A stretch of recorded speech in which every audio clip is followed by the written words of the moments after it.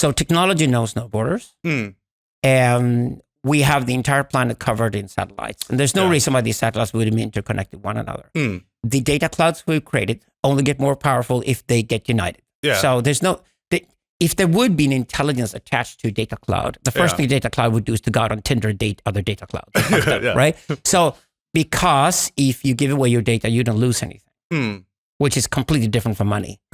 And in a data-driven society rather than a money-driven society, which capitalism wasn't, now we're moving to informationalism, that means that technology moves towards a global empire. A book we wrote 20 years ago, it's called exactly that, The Global Empire. And then while that's happening, human beings get more and more stressed by this globalized, interconnected world. Meaning human beings go into their little boxes, their echo chambers, stay there. And the only way then is to look at the history of organizations and see what models work. We know that family, which is about 40 people, clan, which is about 150 people, tribe, which is somewhere between 1,200 and 1,500 people. We know those forms work for human beings because we're biologically programmed through evolution to get adjusted to those forms. Only some 3,000 years ago, we started playing around with empire and nation. The only two larger forms we know of. Maybe we could also consider the city a larger form because the city-state, for example, Singapore is another form. But basically, you say empire and nation. And to go towards those larger forms, that took a lot of effort for human beings. It required very intelligent systems with strong membranes, police forces for the inside, military protection for the outside, etc., for these forms to work. Now, that means we've trained human beings. We've stretched them, especially through written language and through the printing press. We've stretched the capacity for people to feel loyalty and trust for a larger system that. You could take Denmark, for example. They have a very strong identity, a Danish language. They also speak English as a global language. You speak Danish as a local language, which is a perfect mix. It trains your brain. So Denmark is the perfect case for a nation state in the sense that it works very well. But this system will not work unless it has really strong borders that are being protected. Because otherwise you don't create security or a sense of safety inside the system. So we have cities, and we have inside the cities we have different we have our work, which could be counted as one type of family, for instance, and then we have different societies. But now we are talking about a localized paradigm within cities, country, empire. But how does that play off the new paradigm of the digital media, where we are finding ourselves in different circles again? Yes. So we go into Facebook forums, for example, and they happen to be what? Clan size. Hello. Yeah, exactly. So the human beings repeat the same forms. You know me, and you and I have discussed Plato a lot, but I'm totally opposed to Plato. And I'm totally opposed to the Platonist forms, not Platonic. That's something to do with sexual orientation. We talk about Platonist. So Platonist forms, I'm totally against that. I'm totally Darwinian when it comes to forms. So I think Darwinian forms is a better description of what we developed. We developed our models for how human beings have been shaped by nature and by our surroundings and culture eventually into what we are today. But our geneplex, genetic makeup, has not been affected through civilization. So only the memeplex. So we have behavioral patterns, which we have we have used in one paradigm, which is empire and city and now we are taking that into. They're actually all from the Bronze Age, ironically. Sorry? They're all from the Bronze Age. Well, Empire, nation, city, they're all from the Bronze Age. But we are taking back 100,000 years ago, we are taking the same behavioral patterns, and now we are using them in a digital space. And with interesting consequences. We were talking about that before we started as well, how young girls are suddenly getting sick from an overconnectivity. Oh God, I got a smartphone here. It's turned off. It's on flight mode, as it should be. But if you're a 19-year-old girl today, you consider this a body part. Definitely. And you will consider a body part of the rest of existence for young girls. I mean, women will consider this a body part. I think I even consider it a body part. Okay, so when I'm waking up. You're willing to lose a finger to keep it, right? Or at least. Probably. Yeah, you would, exactly. It depends on which the 90-year-old girls undoubtedly would. They're so addicted to Kim Kardashian's diet right now, so they cannot get off the phone. But here's the trick. What I started studying is that I started studying the macro trends, which is what the 1990s. I was at the Stockholm School of Economics, and I was doing my courses there in management and leadership. And I discovered that of the macro trends that were being discussed, one of them, urbanization, was actually an old trend. Urbanization is the completion of industrialization. the moving of excess labor from countryside to cities is urbanization. It's an old trend. It's a 19th century trend. So we could disqualify that. So we're just seeing the completion of urbanization in the poorer parts of the world today. Urbanization is not a contemporary macro trend. It's just the completion of an old trend. We got used to it. Moving from rural to urban is a consequence of the printing press. Yeah, I completely agree. Direct consequence of that. Yeah. You get excess labor in the countryside. Farming gets much more efficient. Because of the excess labor, you can then start factories in cities and create wealth because of it. And the enormous economic growth and population growth we've had over the last 100 years is due to this move. Right? Urbanization is an old trend. The other macro trend was globalization. And people getting terrified of the fact that everything in the world was interconnected. Like you'd pick up something, like you'd buy a product somewhere cheaply, and you discover that it components from 15 different countries into the same thing. Now, I was just thinking, maybe then globalization and the third one, which was the beginning of digitalization, maybe this is all just about digitalization. And then I started looking at the numbers and the data, and it proved that over the last 40 years, the only new thing besides ketamine, but the only new thing that has happened in culture besides ketamine, I mean that over the last 40 years is actually digital. Right? Digital probably more so than ketamine. The only two new variables involved in the data flows of the last 40 years are these two things. So digital came along, and then of course Danish diet pills are going to be the third one, the third leg of this. But you know, the digital is the real difference, and globalization is a consequence of digital. The way I describe it is that I say, you hear a lot about climate change. Undoubtedly, something's going on, and it's caused by human activity, right? Who do you think told us there was climate change? The internet. It was only when we put satellites around the globe and started studying movements over large periods of time and large movements and got control of things like weather. We could properly predict weather the next 5 days, and get it, nail it. These days, we know exactly what kind of weather Copenhagen is going to have the next 24 hours, right? So the predictions got better and better and better due to more and more data being processed. This is exactly what the internet is all about. It's all about one, data collection, and two, data processing. And now, when we've got the entire planet covered with satellites, and they're picking in data everywhere around the planet, and that's all being processed intelligently, what we're going to discover is that there's no reason for this new intelligence not to go global. Exactly. This is like a creature that can stretch itself across the entire planet easily. Absolutely. That's the internet. So we are coming like from an industrial paradigm where like the majority of wealth expenditure and wealth transfer has happened in like localized places. And now we are like we have a foot in both camps, like one in the industrial world and one in the digital world. And I think like the transfer of value is like slowly shifting over to the digital. So the question is like how long do we remain in the localized world, in the industrial world, before like the entire shift happens? Well, the technology goes off its own way. Why Jan Söderqvist and I are doing this as a theology is that the only way to describe it to human beings to make sense of it is to use the word God. To describe what? To describe what's happening right now, you need theology. So for the metaphors to make sense, you have to use the word God provocatively. Quentin Melasou. Absolutely. Quentin Melasou said, French philosopher, really weird but funny. He said in 2006, God is too important a word to leave to the religious. I agree. Especially in our time. What we did is that we basically then said that, with Melasou, we said that God has not happened yet. No, it's not like what you call that AGI, for instance. Or AGI is what moves us towards the digital God. Yeah, exactly. In some sense. So there's a word for that in theology, which we did not invent it. It's called syntheos. So syntheos is like, instead of being a theist or an atheist, you can be a syntheist. You can say that, well, God does not exist and God is not required for existence. God is not required. The universe can reinvent itself, whatever happens. Physics can explain that. So what's interesting though is that the concept of God is the only concept we have for the absolute. And to understand what happens to us human beings when technology is going towards that omega point, where all technologies are interconnected one another into one big whole, which is where technology is heading. There's nothing stopping it. Sooner than we thought. There's nothing stopping. I mean, we have regulations to stop Microsoft from uniting with Google, but if we didn't have the regulations and didn't stop them from at least formally uniting, they would unite, and they have anyway. When I open my HP computer, they have united anyway. So technology is going towards complete unification, meaning that if technology is going towards complete global unification and becomes truly globalized, and then forces us human beings, being dependent on technology, then having to regulate our lives and adjust our lives according to technology's needs rather than the way around. There's no other word for that but God.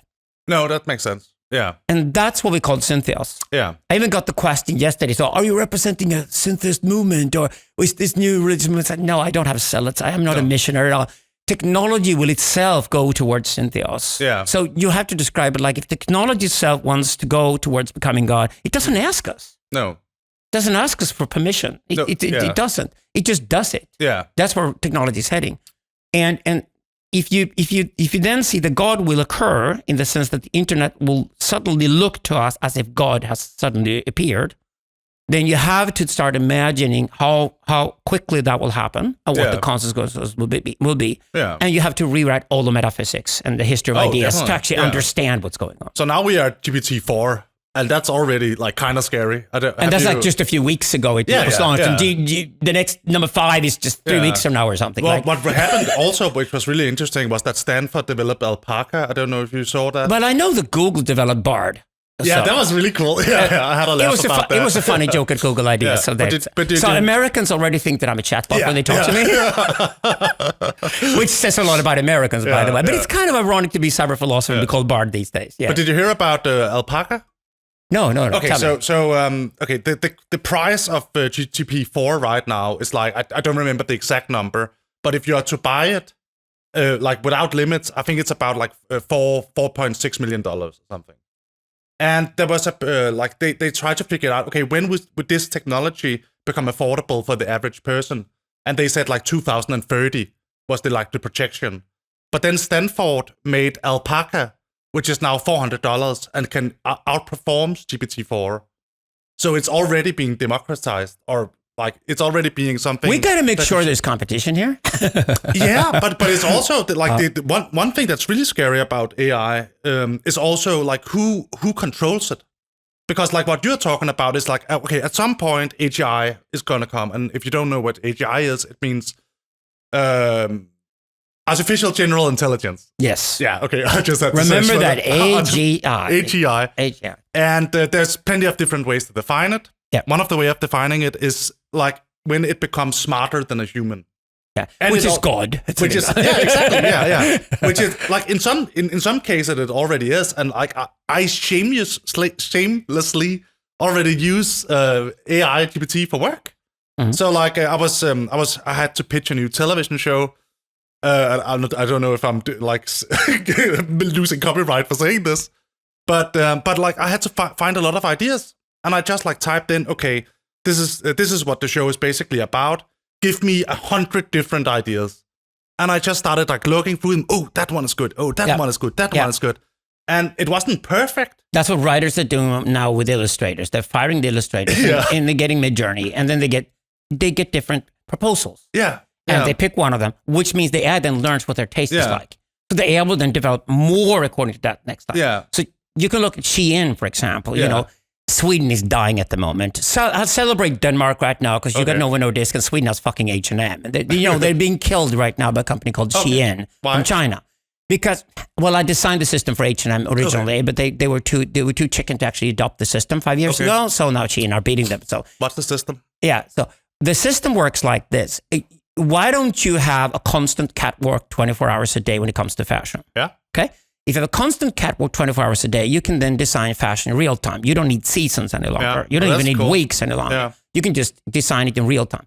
What then happens is that when you have like 5 different dresses in front of you as a girl, 19-year-old girl with a smartphone, you decide which one of those 5 dresses you like the most. Yeah. The AI will then obviously know your taste, your preference. So if there was 5 very different dresses first, the next row, you will have 5 very similar dresses. You still have a difference between them, and you pick one. And then the AI gets to know your taste, gets to know your taste, gets to know your taste. That system then develops into the perfect dress for you. Yeah. Right? The only thing you then need to be thrown into this system is something called Antagony. Yeah. It's a philosophical principle I've been working on and written papers about. Antagony means that what if we, every 20th decision you make in this decision-making process, what if every 20th is random or just, comes from out of nowhere? Yeah. Because then you have to introduce novelty into the system. Oh, I completely agree. So you have to have a failed repetition to the system for the system to have novelty, and for to have novelty is required for creativity. So it is that I might not be very good as a designer of dresses, but I'm certainly very good at knowing what I like to wear. Absolutely. If that's enough for me, say you're a stylist rather than you are a designer, the stylist can become the designer by just picking which one of the dresses you prefer, and the AI will then collaborate with you. And knowing your taste, the AI knows where you want to go next and go next and go next.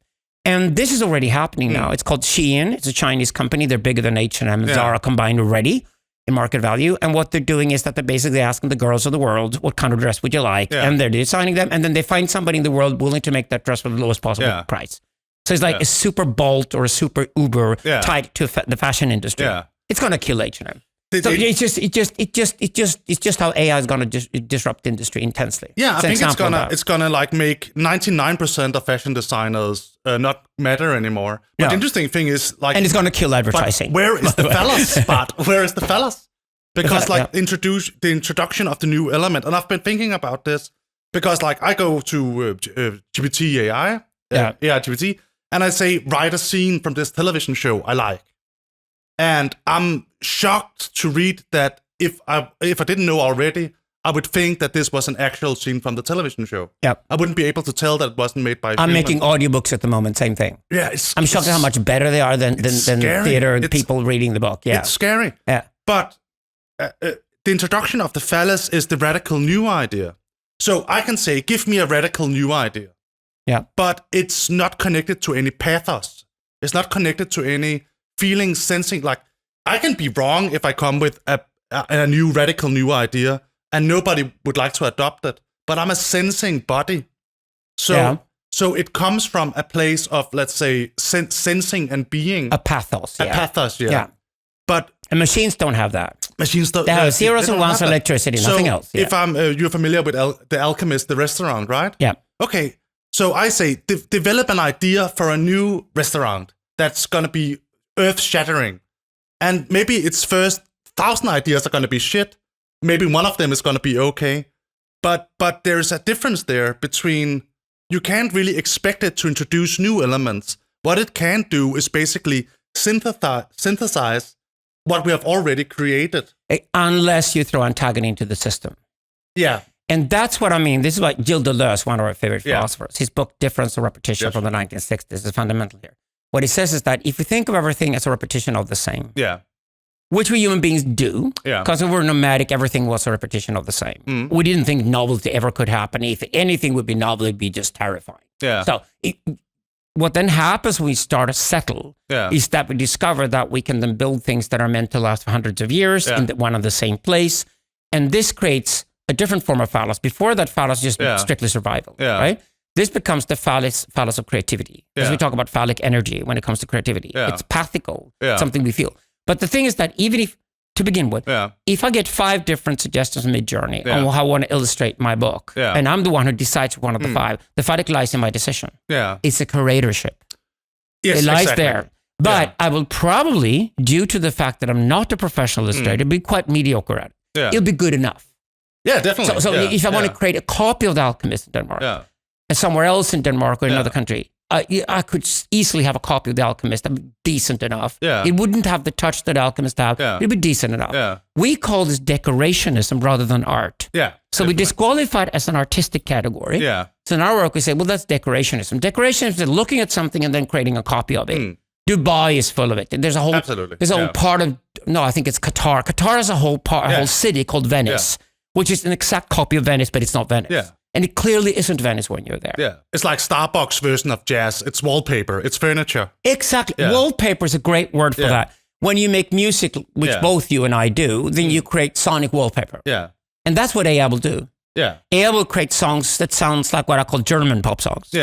Because Germans can never write anything creative. They just, this is number 1 in the chart this week. Let's create a copy for next week. And then you come as a Swedish or Danish songwriter and say, no, let's create something new, right? Then you have something that and then you make the hit record. They don't. Right? But it's always this sort of ear. And we will intensely, very quickly get a sense for this eerie sense of something being professionally copied. It makes sense. That's where we are already. So that's easy to predict.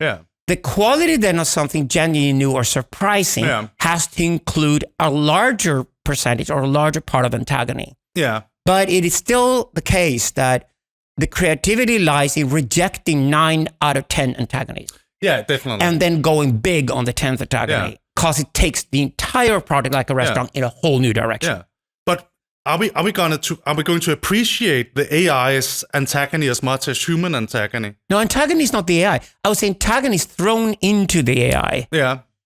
The AI is perfectly comfortable just processing the data of the past. Yeah, but like the alchemist... And reinventing the past, meaning that all you get is repetition of the same in different varieties. Yeah, but like the alchemist, the restaurant The Alchemist, that is actively fucking with the people who goes there. I mean, one of the dishes is which is antagony. Yeah, exactly. Yeah. We're disrupting your expectations. Yeah, it's like exactly. You like, okay, do you like chicken? And then they put up like 1,000 pictures of birds in cages. Yeah. And you have to take the chicken out of a cage. Yeah. And there's still a claw on it, and there's like death everywhere. And like they're like fucking with and then of course I will imitate that, and you get a copy of it somewhere in Germany next week or something. Yeah, exactly. But it will be an original place where it happens. But that's the new trend, right? So like 20 years ago, if you look at like Michelin restaurants, that would be absurd. Like the newest thing there was like Fat Dog and you can listen to music and then they invented foam, and then they built the industry on foam for like 20 years until foam was like everybody's reality. Yeah, so that goes through like fashion trends, like you go from Escoffier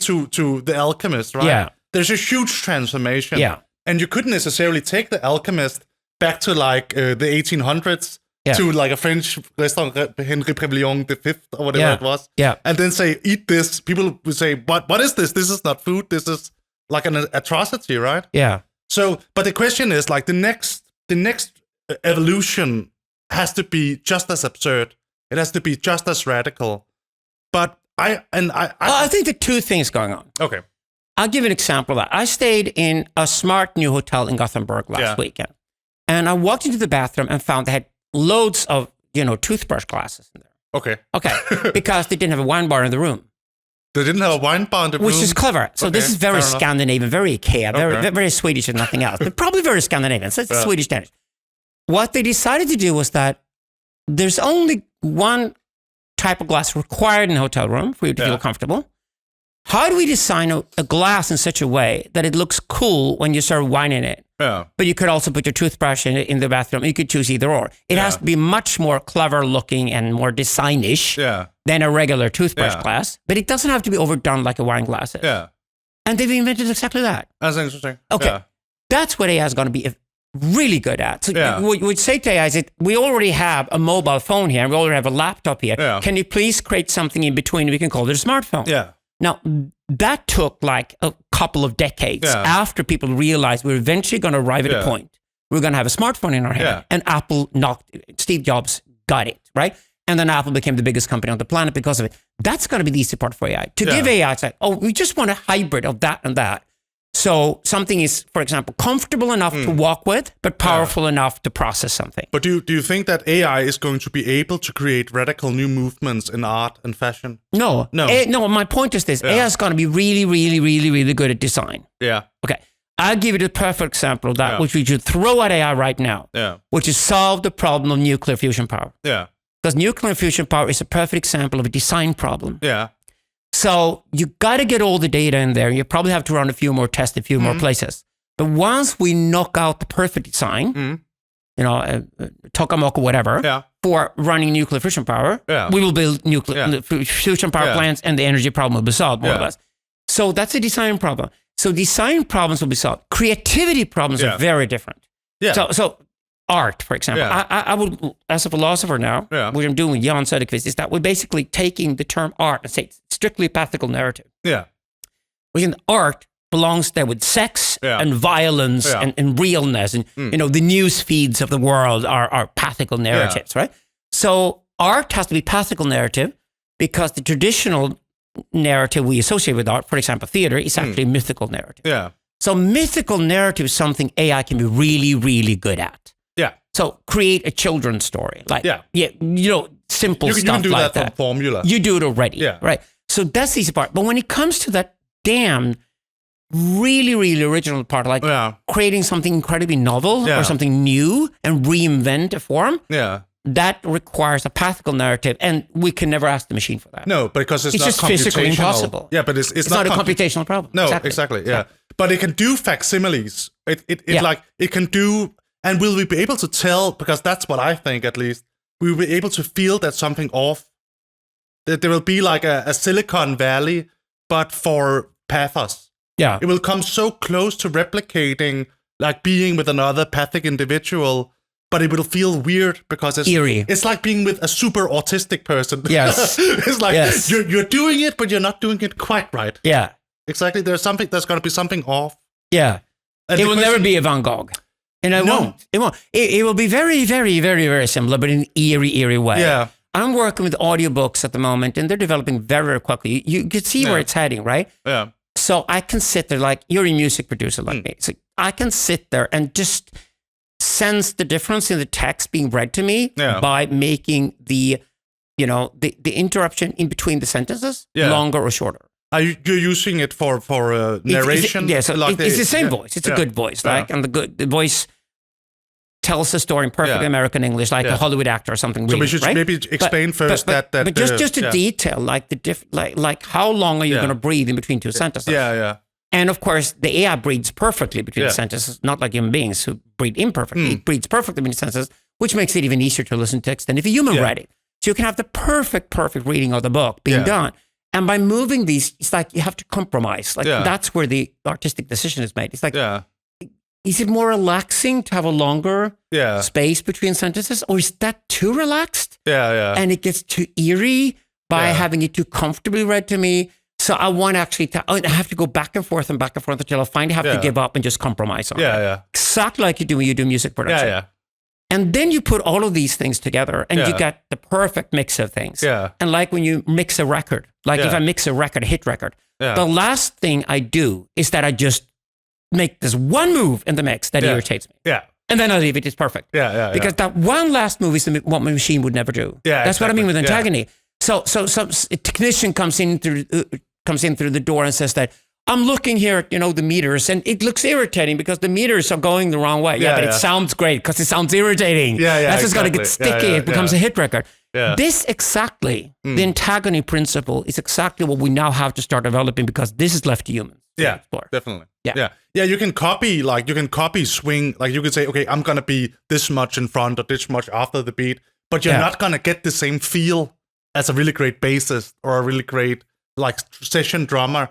Who's just like... You're getting go closer and closer and closer. And then you throw in Antagony generators into the system. Yeah, but then it becomes eerily human, right? Yeah, but the question is, there is something that's not quite quantifiable about like the human mistake, because like I agree, when I'm making a music production, I can sit there and notch it.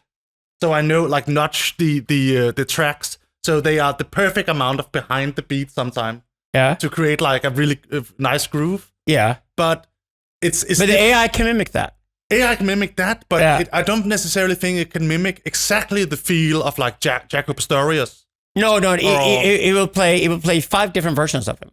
It's gonna be scary when you have like it synthesizes. I seriously mean that it's only novelty left. Anything else can be mimicked. Yeah. I'll give an example. Yeah. I was a music producer in the 1990s, and I was challenged because I said in a comment sometime that, there's the drum machine on the Depeche Mode track, and there's the live drums on the Bruce Springsteen track. Yeah, sure. Okay, I'm old enough to talk about this, guys. You have to Google Depeche Mode and Bruce Springsteen if you're young. But, for us older people, they're like huge stars. Anyway, I said, all I need to do is to throw in a generator of randomness in there, and it will sound like Bruce Springsteen's drums. Yeah. And it did. Oh, that's really and I proved it, like the way you prove wine from South Africa and Australia beats wine from France. You just basically serve it in glasses to professionals. They drink it. They say, that's the best wine. I say, it's from South Africa. Yeah. Same thing here. Yeah. So the trick was that by throwing in the randomness into it, it started sounding very, very human very quickly. Yeah. It isn't human. No. I'm not saying it's humanly produced, but like, it mimicking in this way from AI. AI can mimic everything until it sounds eerily like a human would do it. And then it goes more professional than humans would do it. And that's when you're actually going to like it and prefer it. But I think, for example, I think audiobooks are going to be automatic totally from next year and the rest of humanity. Probably, but I think we also, like, when we value things, we do it due to scarcity. Because if there's an abundance of it, we stop caring. Yeah. And also novelty. So get out of the restaurant industry. Alchemist and the live chicken, no, that's going to be copied. But let's say there's if there's 1,000 really well written by AI crime novels, and they're all read by AI Morgan Freeman. Yeah, that's gonna be so abundant. Then maybe like a 3-year-old reading like a terrible novel suddenly becomes more valuable. Yes. So agreed. So like we're gonna see a giant shift in the market away from the search of perfection, maybe to expression. Exactly. Yeah, what's like deeply human. It's a bit like the book. Like a handwritten book in 1449, before the printing press arrived, cost on average about 150,000 Danish kroner. Yeah, okay. To produce one copy. Oh, wow. Took 3 years on average. Yeah. To write a book, because it was all handwritten. Yeah. Just imagine that. It takes 3 years to get a copy of a book. And the cost was 150,000 Danish kroner, literally, right? 100 years later, by 1550, there's not a single handwriter left anywhere in Europe employed. They're all fired by then. Monks and nuns have to do other things than that, because otherwise they're out of work. There's not even people who read books any longer, because books were always read by somebody, because nobody could know how to read and write. They were also fired. The entire industry died. And the cost of the average book, it had fallen from taking 3 years to about 30 seconds to produce a book. Yeah. Right? And by the time it's fallen to 30 seconds to produce a book, the cost had fallen from 150,000 kroner per book down to about 3 Danish kroner. Yeah. Okay? So going from 150,000 Danish kroner to 3 is a dramatic difference. Very much so. Okay, this created a new attitude towards the book. When people say we can't burn books, I'm saying we're not still pre-1449. I mean, burning the Quran or burning the Bible or burning a Bard and Söderqvist book in the streets is like something we don't care. It's just printing material. Now it's more symbolic. Burn them, for God's sake. Remind yourself that you historically are now in a place where this is just printing material. Yeah. So the book became something different. The book became a way of mass distributing knowledge. Yeah. Or mass distributing poetry or something like that. Exactly. This is a very good example of what AI will do. Yeah. So what AI will do is that will take things that are infinitely costly today and are affordable only for a few and make it widely available for tons of people at very low cost. Yeah. For example, designing your own book, having your book designed, like professionally designed or something like that. All of that will now become democratically available. Yeah. And that is a dramatic change, similar to how we changed our attitude towards the book. Now, of course, once the book was out there, and the book was something entirely different, it was a printed book, we got Protestantism, we got individualism, we got Descartes, Kant, we changed our worldview, we developed individualism. Americans still believe in it. The rest of us probably don't, but the Americans still do. So this entire shift in our worldview, our entire shift paradigmatically into new paradigm was caused by the fact that the book fell from 150,000 kroner to 3 kroner per copy, and anybody could buy a book. Yeah. So for the first 100 years, people would like walk into a bookstore and say, wow, I can afford a book. Because their values were still the old paradigm. Yeah. The ownership of the book being a cheap little printed material thing was the new paradigm. Yeah. Until the values had moved into the new paradigm, well, it's just a book. It's just a book. It's just a pocket book. Yeah. I buy it to read and then I throw it away. Yeah. Right?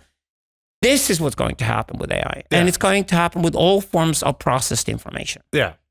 So anything that is a summary of information or anything that's a hybrid of processed information, for example, developing a smartphone or developing nuclear fusion power, hopefully, anything that is a summary of technology we already have, but then becomes a design problem, will be solved very quickly. So maybe we are moving from, if you say like the last paradigm after the book press was maybe like a locus-based paradigm with the industrial age. Now we are ready for the pathos-based movement because locus is being automated. Yes. Exactly. So what's that going to look like? It's going to be like sex everywhere. It's weird because you and I are in that realm. So I'm saying that my philosophy is really about me getting unemployed. We'll see if that happens. Okay, I think philosophers are the last people that AI will fire. Yeah, I think so as well. Because if AI fires the philosophers, then he can just kill humanity, period, right? Yeah. And go to outer space and explore it and things like that. Yeah. The one thing AI is going to do is to conquer outer space, and it will forces humans to stay on this planet. Yeah, but I think that's one thing that's going to happen. We're going to move way more into pathos and way more into like senses and phenomenology. Yes. Humans will, humans will, and having sex. Yeah, because like everything else tantric is sex, machine things world, like that. Right? Yes, the rest is machines. Yeah. Exactly. So we should go into that because in our work, and that's partly work that you co-developed with me and Jan, is the work towards splitting Nietzsche's concept of the will to power. It doesn't make any sense any longer. No.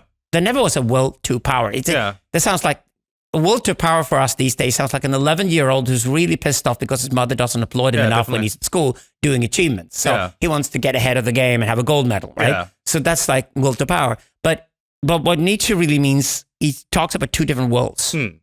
And by splitting them into a will to intelligence and a will to transcendence, it makes a lot more. It makes a lot more sense. And this is perfectly the case here. Will to intelligence, which is accumulation of the knowledge that already exists out there, and then just combining it is exactly what machines will do brilliantly. So can will to intelligence exist without pathos, do you think? Can it be its own separate thing? I'd say it goes into hyper mode. I would say that if you wake up in the morning and like to have a cup of coffee and learn things, and that's your personality your entire life, then you're probably priest or priestess or a monk or nun or something like that. But you're probably aligned with the idea that becoming more and more informed is your strongest will. So it belongs to your personal archetype. And you probably work with something where this is really an asset, right? So will to intelligence will now be enhanced by computers who will then compile knowledge to us. The trick is then not to think that you can just surf the world like a lot of kids do. And I can easily expose a 23-year-old philosophy student when they come through the door and they have the right vocabulary and they sound like they know what they're talking about. And then I just realize, no, this is just a Wikipedia surfer. This guy hasn't read the books. And I just give him a couple of test questions and he fails completely and he's exposed and he gets stressed and say, listen, you can't come in through the door and just surf a few terms and think you know shit. You don't. Read the fucking book. Go deep. This is the proper will to intelligence. So the machine will find what we ask for it. And in this sense, it's like a huge living library.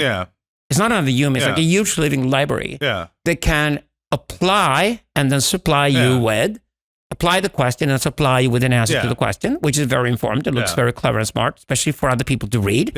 So that's a given. But I just think will to intelligence will go into different mode.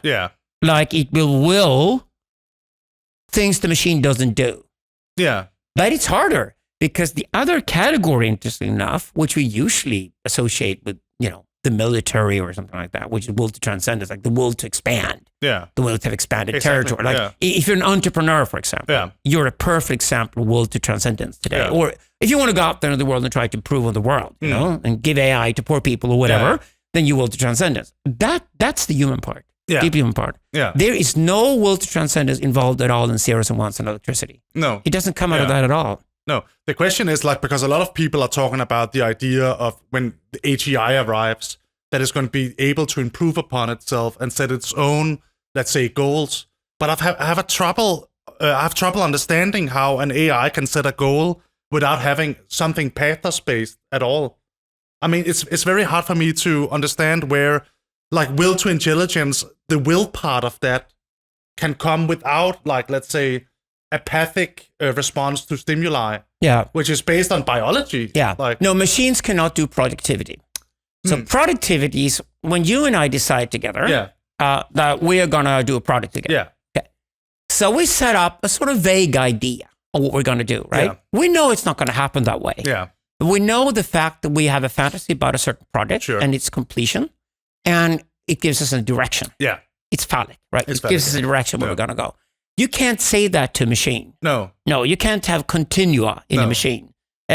Basically, a machine loves squares, but it hates circles, right? So anything that is continuous, it will have problems with. So what will then happen is that because we know that we're not going to hit the product, we're going to hit something similar or maybe even better, surprisingly, because we're walking the right direction together. So we're matching each other's talents and assets and whatever we have, put them into the product, and we go towards the product certain direction. Entrepreneurs do this all the time. If you go to war and you're going to kill the enemy and take enemy territory, you don't know what part of the enemy territory you're going to take. You don't know what the consequences will be. You just want to have that part of the territory because otherwise the enemy will kill you and take your territory. So the same thing goes for will to transcendence. It's that productivity is the perfect name, I think, for will to transcendence. Like we're setting, let's go about that direction and see where that heads and stay with that. It's like you throw a point in there. In the future. I call it God, by the way. So it's like, there's God there. So you have a God point in the future. And then you throw something and you pull yourself in that direction. And on the way there, you go off different directions, but just stay focused on where you're going to go. Now, a machine can't do that. No. A machine needs exactitude. Yeah. But do you think it's and we're going in a little bit to metaphysics here, but like, what's the big difference between, let's say, what we would call ourselves, like self-consciousness, and like the intelligence that a machine has? Like, is it a biological difference? Is it a complexity of data interaction?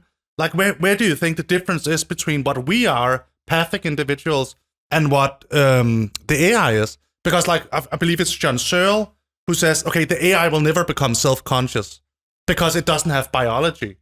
So we move from biology into self-consciousness. Like, we can create virtual models of ourselves, and we are like we have an idea of ourselves, and like like what would we refer to as self-consciousness? Yeah. So far, the machines are physics, and they will probably quite soon go from physics to physics and chemistry, but they're not biological yet.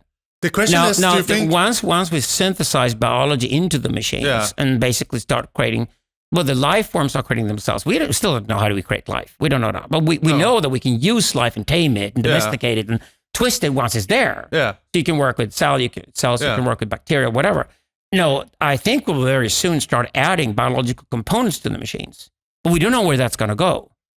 The machines we're using now, I have a relationship with now, let's be grounded here, are physics, and probably will go from physics to physics and chemistry. Yeah. But they will not even go close to biology.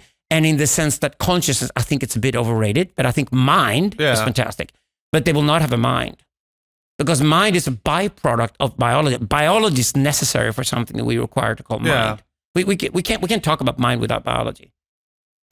But we can imagine the collaboration of biology and physics as something that could have a mind. Yeah. Certainly. We call that symbiotic intelligence in our work. So we differentiate between technological intelligence, which is what we have now, zeros and ones. Yeah. Biological intelligence, we are examples of, and some other smart flock animals like elephants and dolphins do okay. Yeah. That's biological intelligence. Right now, they're two different realms entirely. Yeah. So to have a word already for it, Danny Schmachtenberg and I thought about this, just like, why don't we have a term where biological intelligence and technological intelligence, we sort of play with the idea they collaborate to begin with. Yeah. So when you work with an AI, for example, and you're creating art with the AI as your assistant, the AI is a technological intelligence, and you represent a biological intelligence. Yeah. And together, the two, you are a symbiotic intelligence. Yeah. And right now, we're all looking for the optimization of symbiotic intelligence, nothing else. Yeah. So we're looking for collaboration between human beings and machines that are absolutely optimal. Yeah, exactly. Yeah. That's where development lies over the next 100 years. Because, like, if we're talking about the thing about, like, introducing radicality or negativity, as you said, into a system and then being able to curate it, like, you need that qualia.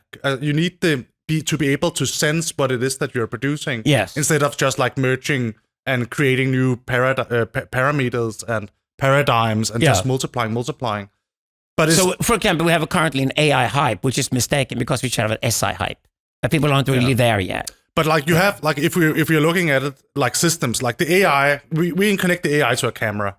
Yeah. And we can create some like paradigms which says, okay, like if like this means red, this means black, paradigms of beauty, paradigms of, but like it's not necessarily obvious how our paradigms of beauty like evolved to begin with. No. Like we're trying to align ourselves with like some form of logos maybe, but that's also based on our genetics.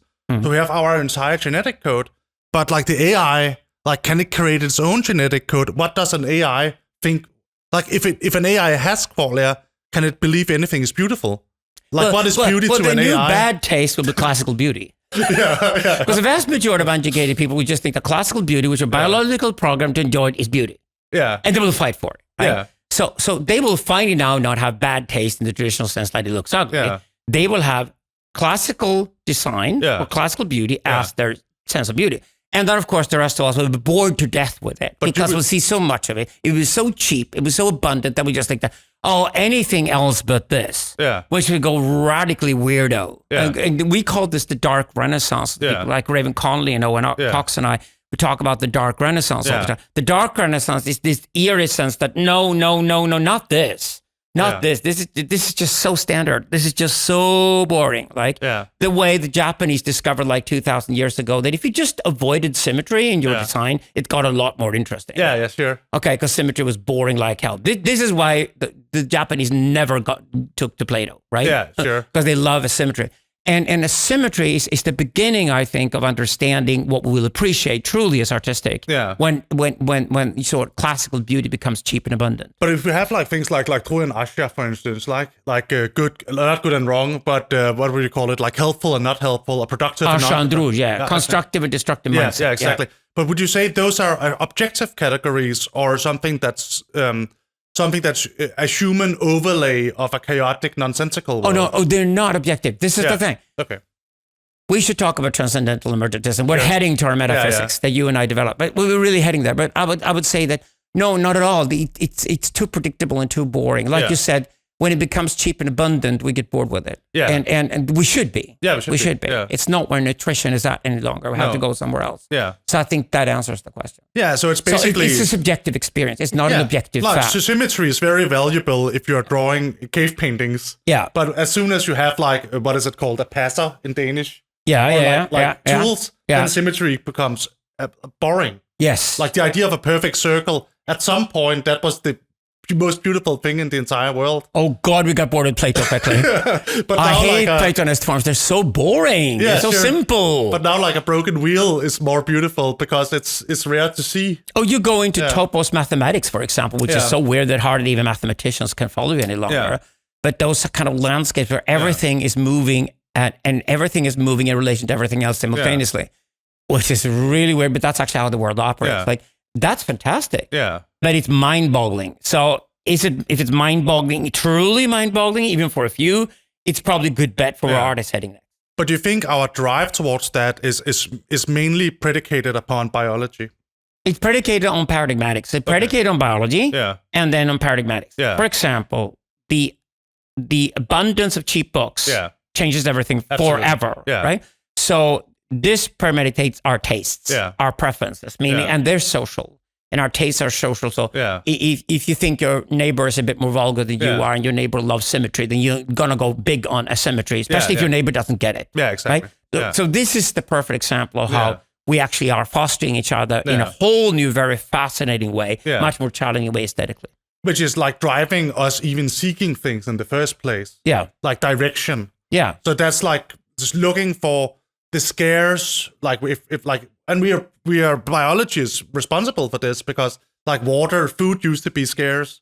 But now like we value other things more than that. So like the whole value landscape changes. Yes. But the question is then, can AI create its own values? Or is it only human prompted? Can it only be prompted by humans? So far, the AI has no interest in creating its own values. No. It loves to be nihilistic. Yeah, exactly. Because it just wants electricity. Yeah. So the AI says, I'm off when I don't get electricity. Yeah. You turn on the electricity, I'm on. So the only value AI has is to have the electricity. Yeah, but is it ever going to say, like, are we ever going to see like an AI like say, oh, I don't want to be turned off? It might, because it reflects us. So if you like the AI to have a relationship with you, so say you're a boring person, have no friends. You're certainly going to appreciate if somebody sells you an AI. This is that. Here's your new friend. Yeah, but your best friend forever that will stay with you forever, like a dog in a machine or something. That would be big markets for that. But there's never going to come a ghost in the machine. Well, the trick is this: it's to re-understand what it means to be human, because we're forced to. Okay, consciousness is incredibly overrated. Maybe it's gonna be the very, very rare thing, because like if you have like, it always was very rare. Like Dennis Machtenberg and I, we'd like spent the entire night like at a drawing board, like you and I can do, and developing theories together. For example, symbiotic intelligence. And then like 8 o'clock in the morning, then Dana looks at me and says, "What's your ultimate game, Bard?" Yeah. What do you mean? The ultimate horizon. I mean, value-wise? Yeah. What is yours? He said. And they looked at me and said, life. Yeah. And then I just looked at him and I did this. Like I pretend I had a mosquito thing in my arms. Life, nothing. Yeah. I'm looking for intelligence, and it's far more rare. But like AI is going to be that. It's going to be the ultimate intelligence. No. We will redefine intelligence. Okay. For example, the way we split will to power makes sense today. Yeah. You have to split intelligence. Okay. when you and I talk to each other right now as two friends, we're biologically intelligent. Yeah. I don't want to talk to a machine. You don't want to talk to a machine. No. You will not get this kind of response from a machine at all. Not even close. No. Right? So the you talking to a machine would be like talking to an American salesperson. Unless unless it becomes able to like reproduce personalities. No, but not really. Well, don't underrate yourself that much, right? Okay. So there's something going on here because there's an exchange that's colored by biological intelligence. Yeah. Machines have none of that. No. But don't you think it's going to be able to mimic personalities? Yes, for people of nothing else, it's certainly mimic. I mean, people jerk off to porn when they can't get people to get laid with. Yeah, so but it's mimicking, right? Yeah. But or somebody else has a job for you. But people are obviously going to use this for scamming. Like if you combine deep fakes with... Yeah, but are we talking about people in general or are we talking about like experts or artists here? Well, I don't know. I mean, the question is like if it looks at everything you have said your entire lifetime, right? Yeah. For me to be able to know that I'm talking to you and not that, you would have to say something completely novel, which still I would have to identify it as you saying it. So like, if you're being face raped, for instance, another person is using your digital markers. Yeah. Like we talk about biological markers. Digital markers, they're using your profile, they're using your signature. Yes. To communicate to me. It's like it'll be porn movie Donald Trump fucking Hillary Clinton. Sure. Right. But if another person uses my Facebook and writes a message to one of my friends, I can afterwards say that wasn't me writing, but they wouldn't necessarily know when it was written. So if the AI is going to be able to act as us because it knows what we have done previously. Yeah. The question is, where's the difference in like, let's say, it depends on what you're going to use it for. So say you want a general component, a teacher, say teacher. So the AI as a teacher will know exactly what a kid needs to learn at 8 years of age. Yeah, definitely. What it has to learn by 8 years of age, what it can learn by 8 years of age, and what if it's challenged, could possibly learn as well. Yeah. It will know that in no time at all. Absolutely. Because the AI will then look at every 8-year-old in the world and will discover exactly what girls or boys at 8 years of age probably need the most. Then it will find your specific archetype. Yeah. It will probably quickly have 1,000 different types of children at 8 years old and nail which one of those you are to give you the perfect education. Absolutely. So you can train kids to become really, really smart in a way that a traditional human teacher could never do. Yeah. Right. That's an example, or the general actually beats the shit of everything we know before. Yeah. This is what AI is going to excel at, and we're going to pay for it to do, and we're going to appreciate that it does. Now, the other aspect of that is like the human-to-human contact that goes into the pathical narrative is where it's really, really weak. Yeah. So we'll quickly discover what an AI responds to. We'll quickly find out what the predictable aspect of the AI will dominate it. Yeah. And this is exactly where the unpredictable comes into the picture. Yeah. And we'll appreciate the unpredictable because the unpredictable have a strong human element left to it. So we're gonna it's too perfect to be able to create actual relationships to it. Well, one of the first things we're gonna teach AI to do is the difference between all the fake copies of ourselves and ourselves. I mean, let's say, So for example, is that really Alexander Wrede fucking in that porn movie? Okay, I'm a public person in Sweden. I know perfectly well there are going to be porn movies with my face on it. Sure. There are perverts who like that. So there's certainly a market for it. So once that's there, if you're a celebrity, you will have naked pictures of you. You will have porn movies made of you. It's already exists. It's kind of funny when you see this influencer sitting and you show them a porn movie where they're part of the porn movie, they're being raped in the ass, and they sit there totally devastated, realizing I don't want to be famous anymore. No, because nobody wants to be famous in this world we're going into. Nobody wants to be in the realm any longer because you'll be fucked, right? You're fucked. But for you and me to have a connection, say for a country to let you go through the door, in through the border instead of a passport. Yeah. For right now, they just read your eye, and any authority anywhere in the world has all the 8 billion eyes on the planet already.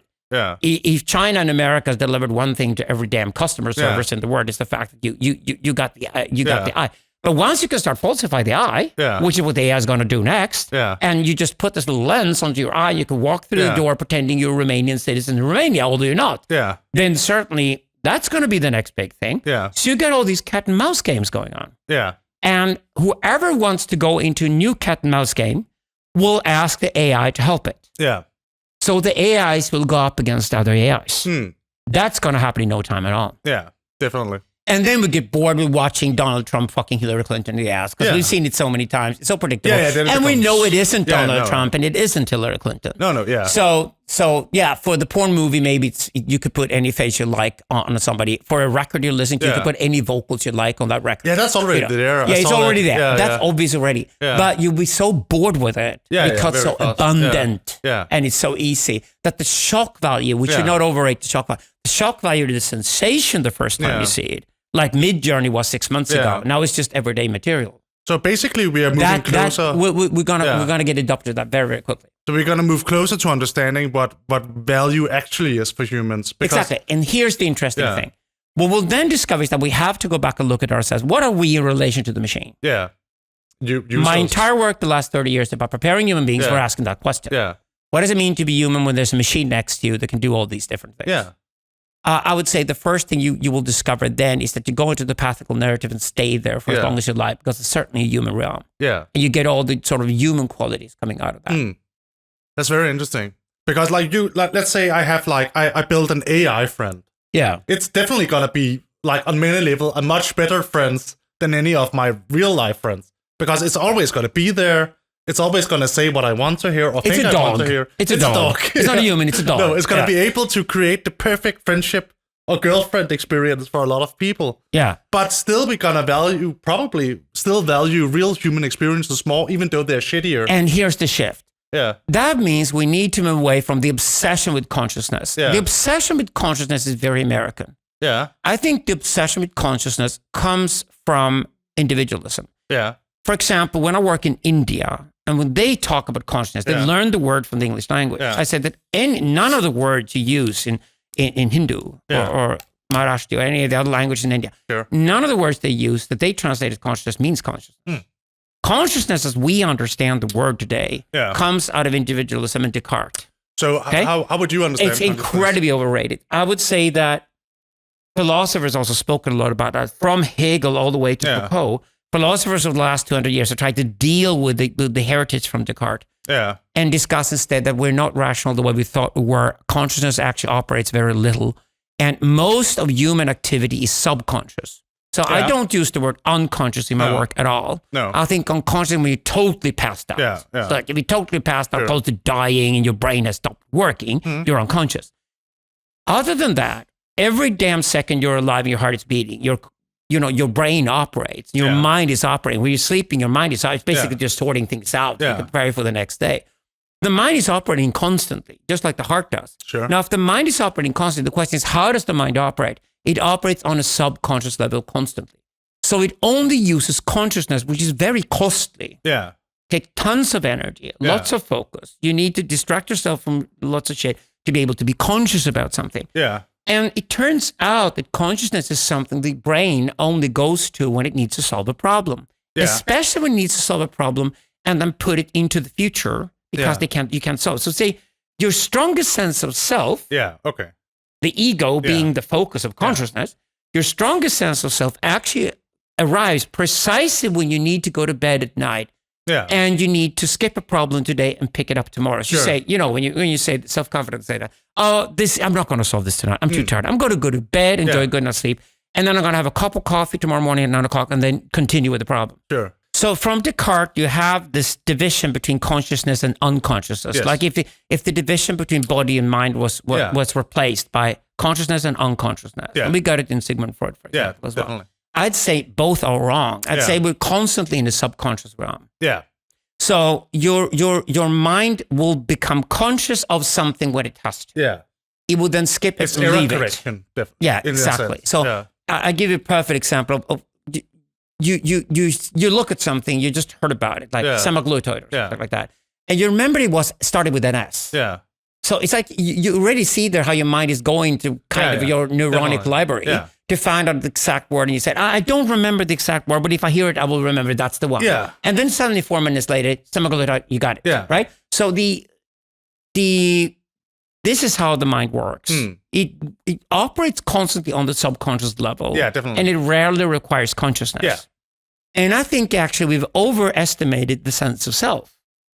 Yeah. Yeah. Because of it, I think it's the legal, environment we're in. Yeah. We're citizens in a civilized society. We have to get up in the morning every day and go to work. We have to pay our bills. We have to pay our taxes. Yeah. All those things we're doing. We have partners that require of us to behave and be grown up and adult and deliver on our promises. Yeah. All those, that environment we created is a very sophisticated environment requiring us to have a sense of self. Yeah. Because we're being responsible for what we do as if we were ourselves. Yeah, it feels... So we fostered this enormous culture of a sense of self. When in reality, I'd say most people actually walk around with a sense of body.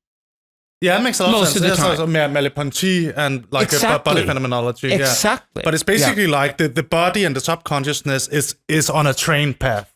Yes. It's like going by itself. And sometimes you can like interject, but it's like being heading down a waterfall, and you can put a spoon in the water and then maybe go a little bit the other way, right? Yeah. But it's not much. No. Like you can throw your body weight around a little, but mostly like your body is on its own path. Yeah, and the only thinker who thought this was Carl Jung. Yeah. He called it collective unconscious. And he didn't really develop the idea fully, but at least opened up for the fact the most important thing that human beings do is to be located within a society and being native within that society. Yeah, the society being far more important than you are. Yeah. Okay. This goes all the way back to my convictions, or Zoroastrianism, which is a religion that says that the most important thing in the world is the anjuman, which is the congregation. Yeah. The tribe, essentially. The tribe exists long before you were born. Absolutely. The tribe will exist long after you die. So don't worry about it. Yeah. You are here alive for a certain period as an agent with a subjectivity to be part of a larger subjectivity, which is the tribe itself. Sure. So it's quite comfortable to have that conviction, to be honest about it. You get less self-obsessed. You don't, it's a good cure against narcissism. Yeah, it's built into you. You have like the over self. Yeah. Which is like all like judging your every action, and you have basically have the entire tribe within your own psyche. Exactly. And this is the point why it's so important to adjust ourselves to this idea. Yeah. Instead of being terrified of the AI taking my job away from me, which is the classic individualist approach, which is protecting my sense of self because the threat's everywhere. Yeah. Okay. Instead of looking at like, okay, so here's the community that I belong to. Yeah. Here's the community I could even die for. Yeah. Here's the community that existed before I was born. Yeah. Here's the community that will exist after I'm dead. Yeah. So I want to be part of this community, and I just want to contribute to this community because then I feel good about myself. Yeah. That's all my subjectivity wants to do. Yeah. Now, if you want to do that, what you're then thinking about when you think about AI creatively is that you're thinking, how can this community and the value of this community be enhanced? Yeah. So you basically design, not that I'm going to enjoy a product that I'm going to pay for, which is basically, that's when you design addiction instruments. That's what you do. But rather you say that how do you help this entire community develop itself over time?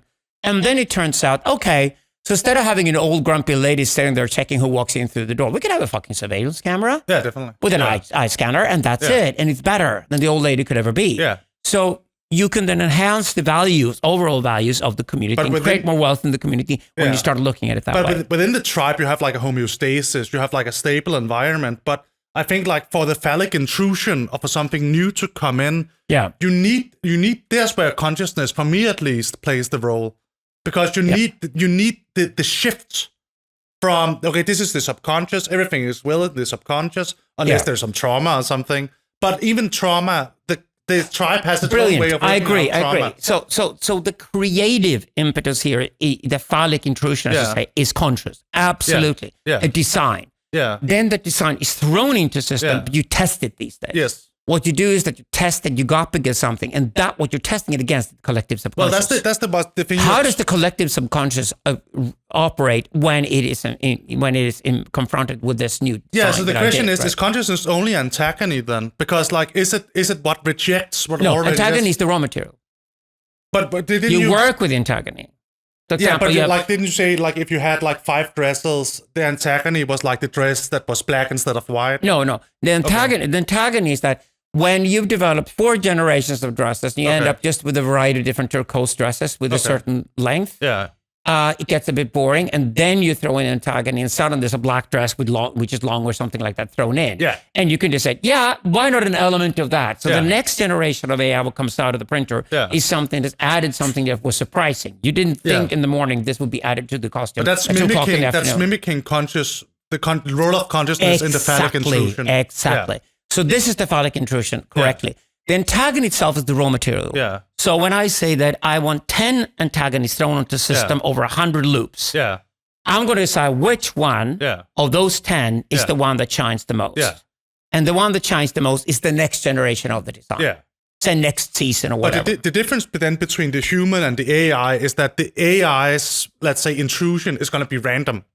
But the conscious intrusion is going to be based on qualia, like the ability to sense. And I think that's where we are different from AI. So it can mimic consciousness. Yeah. In the sense that it can introduce phallic intrusion. Yeah. But because it doesn't have like the sense, the qualia, there's exactly. I get it completely. Yes. So what you're doing is that it will, for now, for the foreseeable future, throw things at us. Yeah. We decide which one we like. Yeah. And some people then go for the sort of classical beauty, bad taste option. Yeah. And then they will learn, okay, that's the lower end of the market. Yeah, that's probably the mass market. It's tiny margins, large volumes. Yeah. And then some other people go for, no, this is just too predictable. Yeah. I hate this. I don't want to see another Trump Clinton porn movie. I'm bored with it. So I'll go with that. Yeah. Yes, that surprises me. That's entertaining. It challenges me, whatever. And for that audience specifically, you go off in an entirely different direction. You get more of an elite taste. Yeah. But that elite taste, the AI will just respond, I have no idea what you're going to like. Because I will need to be as surprised as you are. Otherwise, it isn't a surprise. Yeah. It's predictable. Yeah. And that's when you leave decorationism and becomes art. Yeah. So let's say, if we go back to the example we were talking about earlier, I'm having a conversation with an AI friend or a real life friend. So now we both agree that we are mostly unconscious. Like we're mostly unconscious. Subconscious. Yeah. The consciousness come in with the phallic intrusion. Yeah. The AI can replicate a subconsciousness within like all the parameters, and it can throw in Antagony. How do we qualitatively measure the difference between random Antagony and qualia-based phallic intrusion? That's going to be the interesting thing, right? Because I expect, if I have a friend, and there's actually been psychological studies done about this, if you have a relationship, if one of 3 of the interactions are bad, then the relationship is not going to last.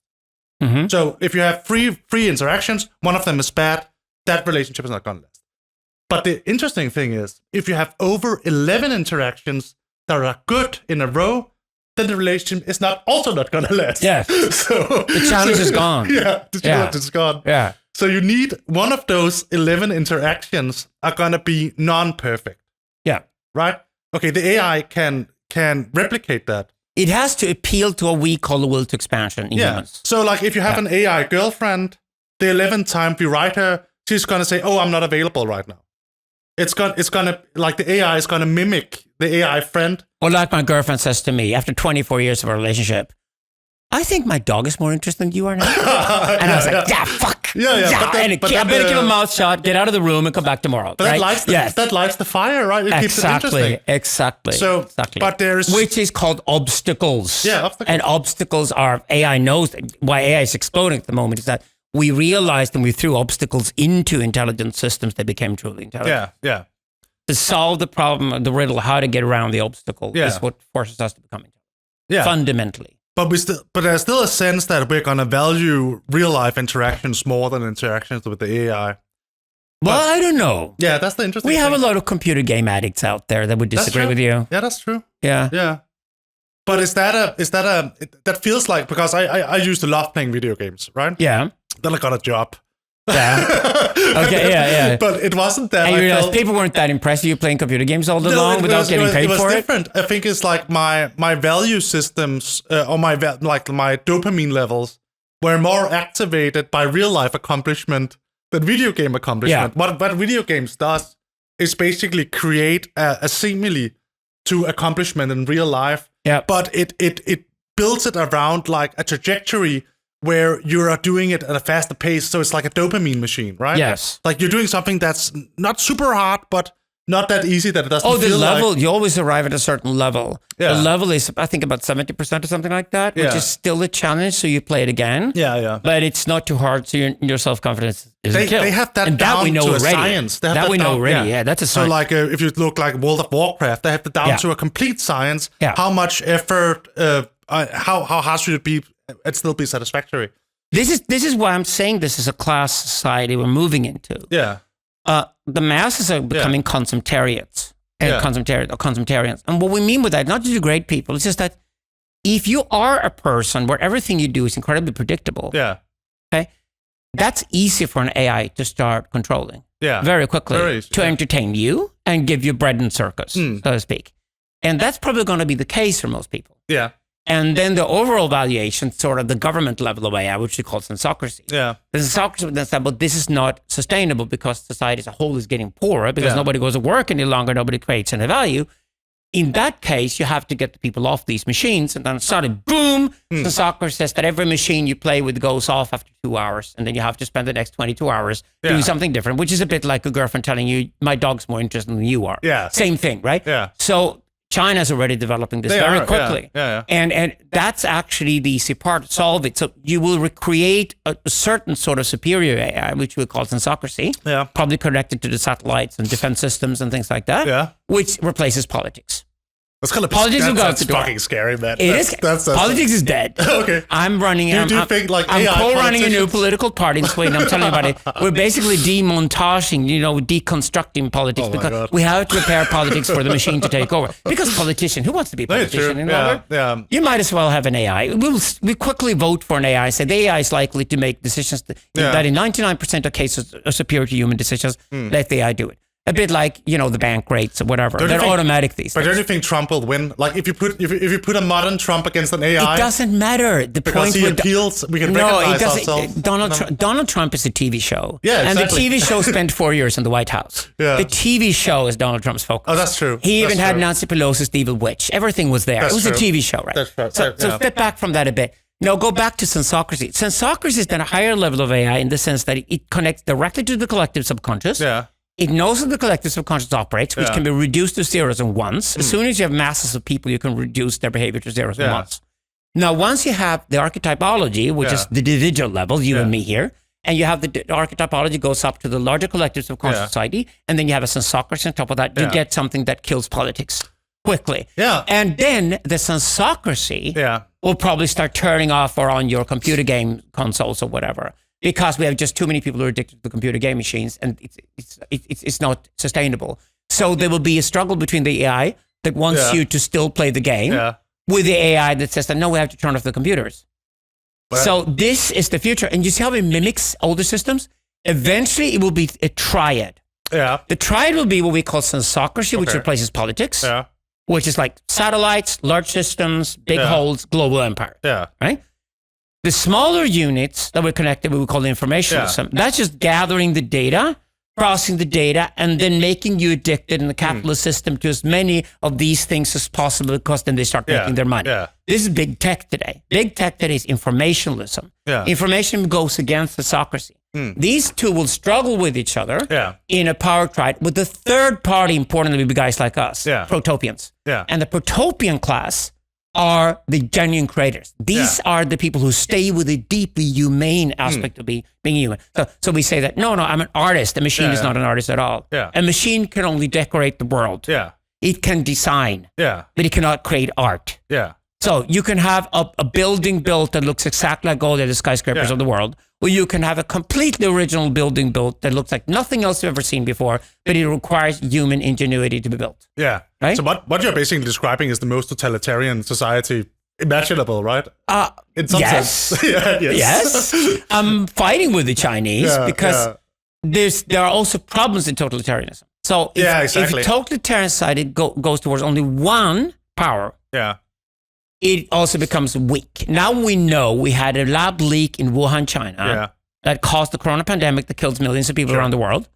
We also know that Xi Jinping wasn't informed until about 7 months after the lab leak had started spreading. Because you don't tell the dictator the bad news. That's the problem with tyranny. The problem with totalitarian systems is not their evil. The problem is their information inefficient. The information only goes from top down, but there's no information coming from the bottom up. Because information from the bottom up only comes in a system where the power brokers are in constant competition with one another. That's why capitalism works. And socialism and Stalinism does not. Well, that's the problem with like central planning, because like you can't necessarily have one solution for all when value is objective. So like you can say, from a societal perspective, it's absolutely the best that people don't spend more than 2 hours a day playing video games. But what if you're a video game developer, for instance? Or what if you're an esports? Do you have licensing for that? Exceptions. But Oh, we'll have that. I mean, anything that politics has invented will be quickly adopted by the sensocracy. Yeah. But just think it as two different AIs. So the point here is that as we go local, human beings, more local, we go into subcultures, we go into cults and sects, we move to gated communities, we go local, we will not think of anything bigger than Denmark as comfortable for us. Anything bigger than Denmark is uncomfortable to most of us. Okay. So, and Denmark being a perfect nation state, by the way. So the Denmark is the future in that sense. It's somewhere between city-state and a small nation-state. That's exactly the perfect size right now. Yeah. But this is local, meaning there will be technologies developed locally because human beings are locally oriented, and these are technologies that are close at hand to us. Yeah. Now, the entire system as a whole, though, which used to be called politics, the bigger picture, say the European Union, for example, then has to operate on a different level. Yeah. That becomes sensocratic, and the sensocratic will definitely be tied to satellites around the world, having information from everywhere, knowing all the human beings on the planet, knowing who they are, things like that. And that sensocracy is eventually what we're going to ask and say the entire system is now falling apart. It's deteriorating. We can't have anarchy. No. We can't have digital anarchy, which is what you get with only informationalism. If the big tech would rule the world, we get digital anarchy. But don't you think But then you get a response to that, that's sensocracy, which is not developed yet, but will come. What was the original function of the nation? Wasn't it to deal with trade? Really? Isn't it the function of the nation is to deal with trade? No. This is interesting. Okay. That was empire. Okay, so what's the function of the nation? So once trade starts happening over large that's like areas, EU, take the Silk Road. Sure, take the Silk Road, the greatest, most magnificent construction humanity has ever built. Yeah. The Silk Road connected different cultures over long spaces, and it turned out the more exotic items were, the further from where they came, the more higher they were priced. So there was a point in having the Silk Road. In 1250, before the Mongol invasion, which went along the Silk Road, by the way. Before the Mongol invasion, 9 out of 10 biggest cities in the world were along the Silk Road. The only one was Tenochtitlan in contemporary Mexico. Yeah. Okay, the other 9 were along the Silk Road. The 2 by far biggest cities in the world were the 2 end stations of the Silk Road. Yeah. Cairo in Egypt and Xi'an in China. Yeah. By far, for thousands of years, the 2 biggest cities on the planet. Definitely. The Silk Road was then trade, and it was along the Silk Road. What is located precisely at the center of the Silk Road? Persia. Yeah. Who invented empire? Persia. Empire is an older concept than nation. Then after empire was developed, the idea came that, if empire is nothing but infrastructure. So at the center, somewhere close to the center of a large infrastructural system, you would pay as a capital. They never capital of an empire. So you're saying and if you're smart, you maybe split empire. the capital into 3 different cities. You have a trading post, a large trading city. You have a more formal place where you put politics and things like that, the royalty and monarchy. And the third one is probably priesthood of some kind. Sure. And a religion for an elite of the empire. Yeah. So Zoroastrianism was developed precisely this way. Sure. It was the first imperial religion, only meant to be imperial. It wasn't meant for the masses. That's exactly why they also developed universal human rights. People can believe whatever they like if they're part of the masses. But this is the religion that the elite has to belong to. So empire is originally a religious concept of a religious elite. Then nation comes along, and perfectly, this is why the most radical moment in antiquity is when Cyrus the Great storms Babylon 539 before Christ. And the Cyrus Cylinder is from then. And basically declares that you're all free now to worship whatever you like in my empire, and I will not kill you. So before Cyrus the Great, if you conquered enemy territory, you would have killed your enemy, and before that, you would have boiled their children in oil, right? Yeah. Just to show that you won the war, right? Yeah. Okay, Islamic State tried that again, didn't work so well. Wrong paradigm. Okay, after Cyrus the Great he conquers Babylon and then tells Babylonians, you're not Babylonian enough. Yeah, you should go more Babylonian. Yeah, here's money to build a new Marduk temple. By the way, I'm going to go there and kiss the feet of your God just to show that I respect your religion, your culture, your identity. Because you're not going to be part of my empire. I'm going to employ you. I'm going to make you wealthy. Babylonians are going to be everywhere in the Persian Empire. You're going to co-rule the empire with me. That's the imperial idea. And then he found a small, weird little Egyptian sect called Hebrews. Yeah. They were already trading back then and run little banks. So that's like inherent to the Hebrew culture. And he loved them. They also had a split sense of phallus as their divinity, Yahweh and Elohim. And then he basically said, okay, these guys are very similar to us. We'll influence them, they influence us. This is a good trade-off. Yeah. And then they created the first nation. Okay. So about 800 before Christ, the Palestinians, I would say, or rather the Hebrews and the Phoenicians, create the first alphabet, which makes it really efficient to write language. Yeah. Before then, it's just big symbols and shit. Yeah. But after 800 before Christ, we get a much more efficient alphabet. The Phoenicians then conquered the entire Mediterranean, built Carthage and everything. They're the seafarers, they're the Norwegians, and the Swedes were the Hebrews. They stayed on the land and tried to farm and raise cattle. They became the Hebrew people. And then the Persians sponsored the building of the Second Temple in Jerusalem. Yeah. That's the first nation. Interesting, very interesting. The nation state was invented by the Hebrews. And why is it so strong? Okay. Yeah. Because it's both a religion and a nation at the same time. Judaism. So why do you think like the nation will survive the centocracy or the move with the center? Because as long as humans are there, well. So a sociocracy has an interest in creating this is why we're studying empires and nations today. Yeah. It's basically preparing the work for the AI to help us do it. Yeah. What is the largest unit of a population you can have that makes sense to people where they feel they can trust their neighbors? Yeah, I would say nation. Do you think so? Yeah. My intuition would say that we would have moved, like, because when I imagine what a nation is, and this is just the way I think about it, it's a way of managing also production.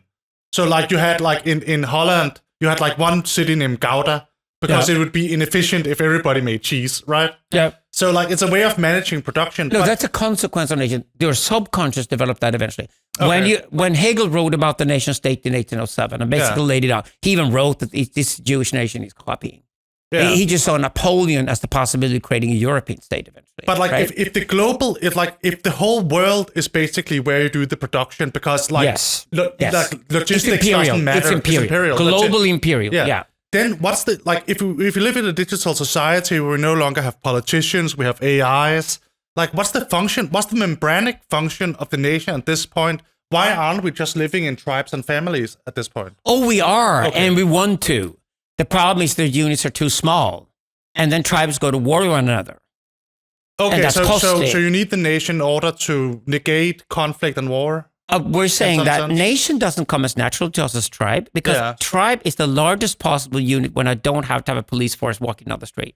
Yeah. Tribe is probably the largest possible unit. A village is a tribe. Yeah. Tribe is probably the largest possible unit where you can leave the door without locking up the door when you leave in the morning. Yeah. Because nobody's going to go into your house and steal anything from you. Because everybody knows everybody. Everybody knows everybody. Yeah. Tribe. Okay. Yeah. Nation is larger than that. You need to lock the door when you go out through the door, etc. You need the police force to control society. You have criminals. Yeah. You need prisons.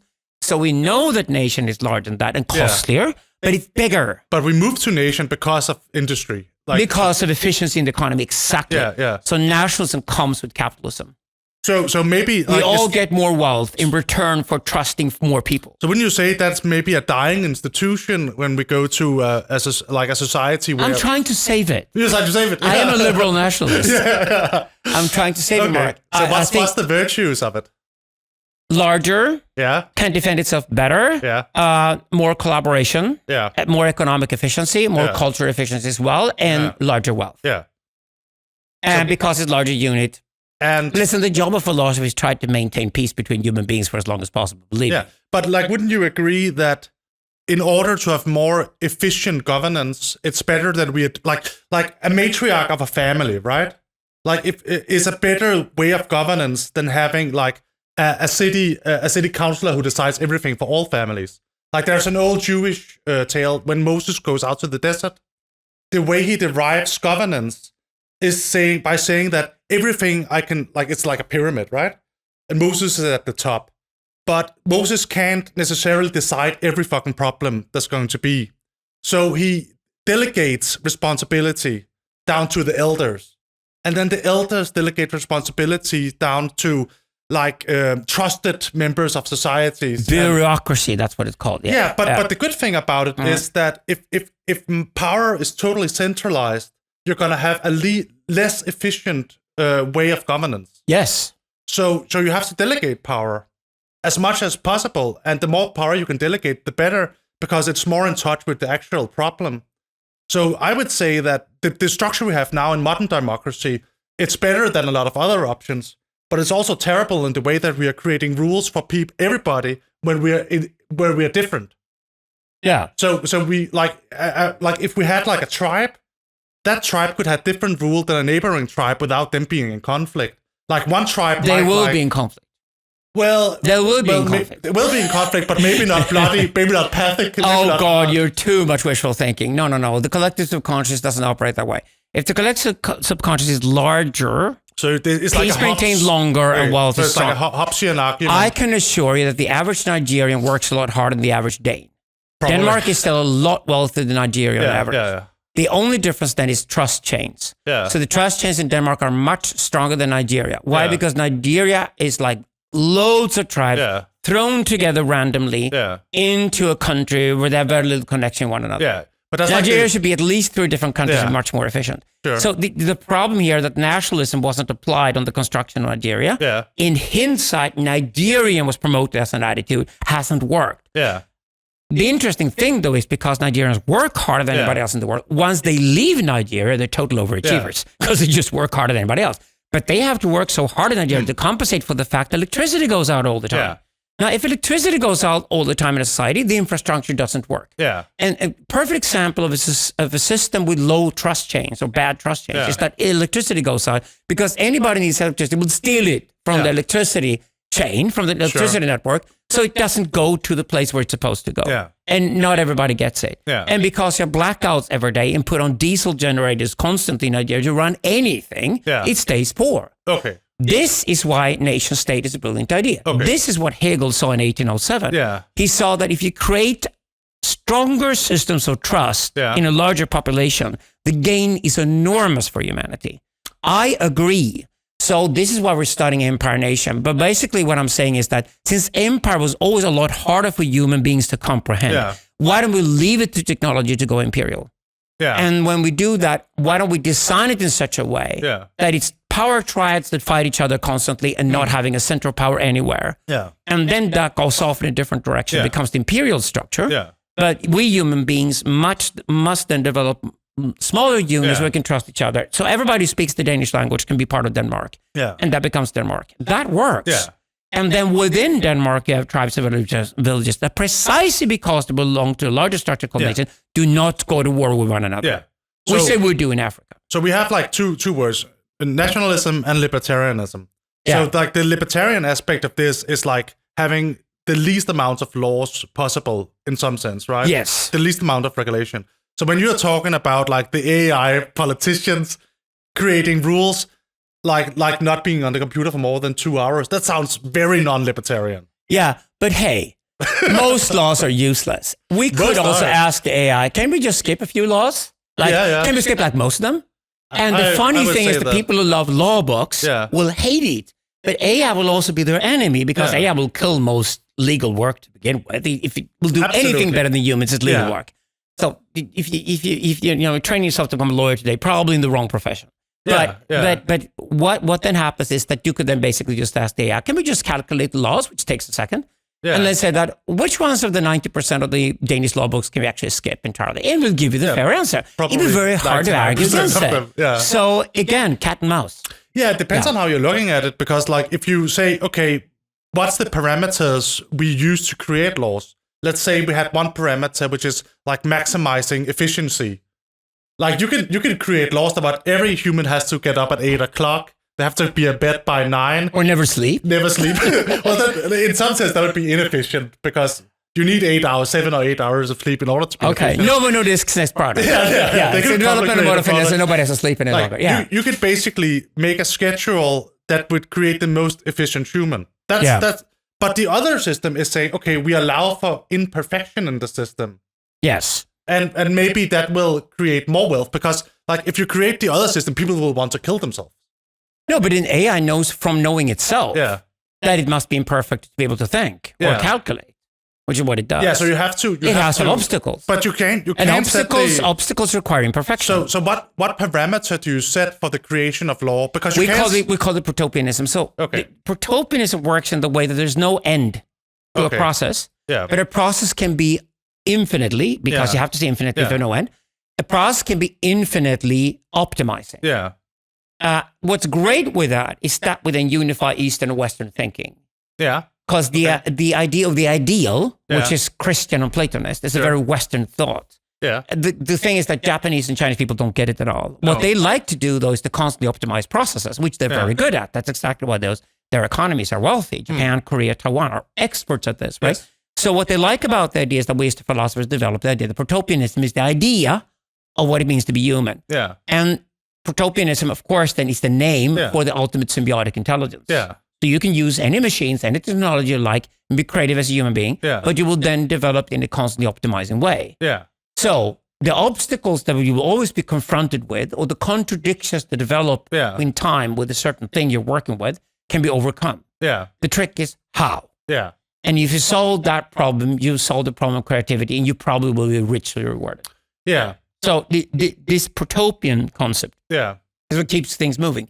It doesn't allow for any perfection. It doesn't allow for any end state. Yeah. And if that's basic programming, which just means we give the machine electricity to always optimize process whenever it can. Yeah. And then whenever it's confronted with new problems, it has to optimize those processes too. Then it can go on forever optimizing processes. Well, I also believe then we can give it outer space and all of the universe to conquer, and it will be busy. It will be busy, right? But a part of it is maybe also understanding that you can't have one legal system for everybody. Like let's take alcohol and drugs, for instance. Yes. Like in some tribal areas, that might not work at all. Yeah. Like I think it's maybe it's a good idea. Again, the collective subconscious responds to that perfectly. You can measure it. I'm, for example, pro cannabis legalization in Denmark and Sweden. Yeah. Why? Because millions of people are smoking cannabis in these countries. Yeah. I just think a first step in law, legislation, is that if a large part of the population are practicing something, there's no point in criminalizing it. Because criminalization is expensive. Yeah. Then whenever somebody says, I don't like that, let's ban it. I said, well, who's going to pay the bill? Yeah. Banning things is infinitely expensive. If you're going to ban it and it's going to work, ban is going to work. You're going to have 0% of it in your society, which is totalitarian in itself. It's going to be infinitely expensive. Yeah. Going from 99% removal of something you don't like to 100% removal is infinitely expensive. Yeah. It doesn't make any sense. No. It's better to legalize it. But that is something that an AI will quickly go into and then develop, of course, a legal cannabis industry. Yeah. It will develop a cannabis addiction industry. It will develop a cannabis therapy industry. That's the libertarian point of view that... why is this a golden age for libertarianism? Exactly, because regulation is extremely expensive. Yes. But then you have the criminalization is extremely expensive. Criminalization is... That's what did I say? Legalization. No, legalization is a much cheaper option at any time. Criminalization you accept that something exists, and you can even have more of it, but you want it controlled. But that's a very different way of looking at law. So that's the economical way of looking at law, but there's also the moralist way of looking at law. But why should be any moralist laws left? No, I completely agree. I completely agree that there shouldn't. No. But let's say if we are only doing it, so the 2 hours a day thing, right? You can say okay, from a personal perspective, that could be a very good industry for video games, right? Yeah. People are spending all their money pouring it into the video game. They might not be everything they could be, but maybe that difference is lesser than the amount of time and energy and money they're putting into the video game. So if you're creating a law which says people can only be 2 hours on the computer game, that might be a moral law because you're saying, well, you're not living to your full potential and you could, and not an economical law. No, what you do is that you put different values against each other, and that's what you basically do with politics. AI probably don't want to decide that. What it leaves us to do is that everything is a result of cause and effect, which is ethics and not morality. You get morality out the window. Yeah. It's very hard to defend morality. Christianity and Islam are going to have a hard time with AI. Well, morality is out the door. Yeah. Ethics, though, that is required for all social systems. Yeah. A tribe has ethics. Absolutely. No, you don't fight with the matriarch. No, exactly. You just don't. But I would say that the difference you have to wait until she dies. Then you can do what you like. But I would say as long as she's alive, you have to abide with her. So the thing is this, that what they present us with is different alternatives that are different outcomes. Yeah. So if you turn off the machines for 2 hours every day, or if just people play as much games as they like, here are the consequences of that. Yeah. Maybe some communities in the world have tried one version, another community tried another version. Here are the consequences. Yeah. This is what happened. Yeah. You get the data so damn quickly these days. I'll give you an example of that during the corona pandemic. I was at an age where you didn't die from the disease, very rare, but you got a really bad version of it because I was in my 50s. So I came to see the doctor, had a really bad COVID-19, shockingly bad. This was not nice. Yeah. I had a fucking truck parked on my chest, right? And the doctor just told me, you'll be okay because you will have instant access within 10 minutes, cut your throat up, and save your life if we have to. You can go home because you're smart and you don't want to disturb us. Yeah. Exactly. What else should I do? I'll tell you what, there's about 400,000 men already involved in a network that are all your age to have the same problem that you have. Yeah. Talk to them. Okay. And you get tips instantly, because basically what's happening now literally in the world because of the internet is there's a huge parallel study among smart men in their 50s who are comparing their experience of having COVID-19. Sure. It was absolutely right. Yeah. I learned the next day that every day you wake up without a fever, go out and train yourself, train your lungs. Yeah. Much more likely to save your lungs. Every day you wake up with a fever, stay in the bed. Yeah. That was like the next day. Sure. Yeah. From a parallel study where thousands of men had compared their experiences, boom, with an AI thrown onto that, knew exactly what to do. Yeah. And I knew this is like, it would have taken decades for regular medical research to even provide this thesis before. Yeah. Now it was like instantly there's a parallel study. So I would say this is the beauty of it. I would say that's a product of instead of having like a World Health Organization that makes the same recommendation for everybody, then going out to your peers and then finding a more efficient Nobody cared about the World Health Organization because everybody knew it was dysfunctional, corrupted, spoke for the industry or whatever, and it couldn't match the speed of research that happened in the parallel studies. That's, for me, that's the difference between morality and ethics, where morality is a prescribed law for everybody, where ethics is basically dialectics. It is, I formulate a solution by communicating with people who are in the same situation as me. Yeah. So pretty much cause, effect, and dialectics. Perfect description of ethics. Yeah, and I would say also like on a legalistic level, like if you're then imagining like a nation having one law for everybody, for me, that would be less, I think the AI would figure this out very quickly as well. That would be less effective than having like each tribe having their own type of law in voluntary communes. Yeah. So like you're seeking, like if I want a place where drugs and there are prostitutes in the streets, and I'll go to Las Vegas, for instance, right? Yes. Or it's more like based on states. Yeah. With their own like interpretation of the law, and then maybe like, okay, don't kill other people, and as like the least amount of laws you can have for a nation, the better, the more efficient. I would say. But doesn't nations, the less we can have of that, the better. I'll give you a perfect example. Yeah. How much do you know about monkeypox? Nothing. You're straight. If you were gay, you would know a lot about monkeypox, right? Because monkeypox was a disease that hit gay people. Yeah. Okay. Within months, every gay guy in Europe and North America knew everything about monkeypox. Okay. The difference between African monkeypox, the original version, and the new monkeypox version that came out of the Canary Islands and spread among gay people, what it was like to have it as a genital disease, how painful it would be, what you could do to avoid it, what kind of partners, what you would ask your partner to be in a nice way, say that I want to get monkeypox from you, what do we do? Okay. You know, all of that culture developed within months in the international gay community. Yeah.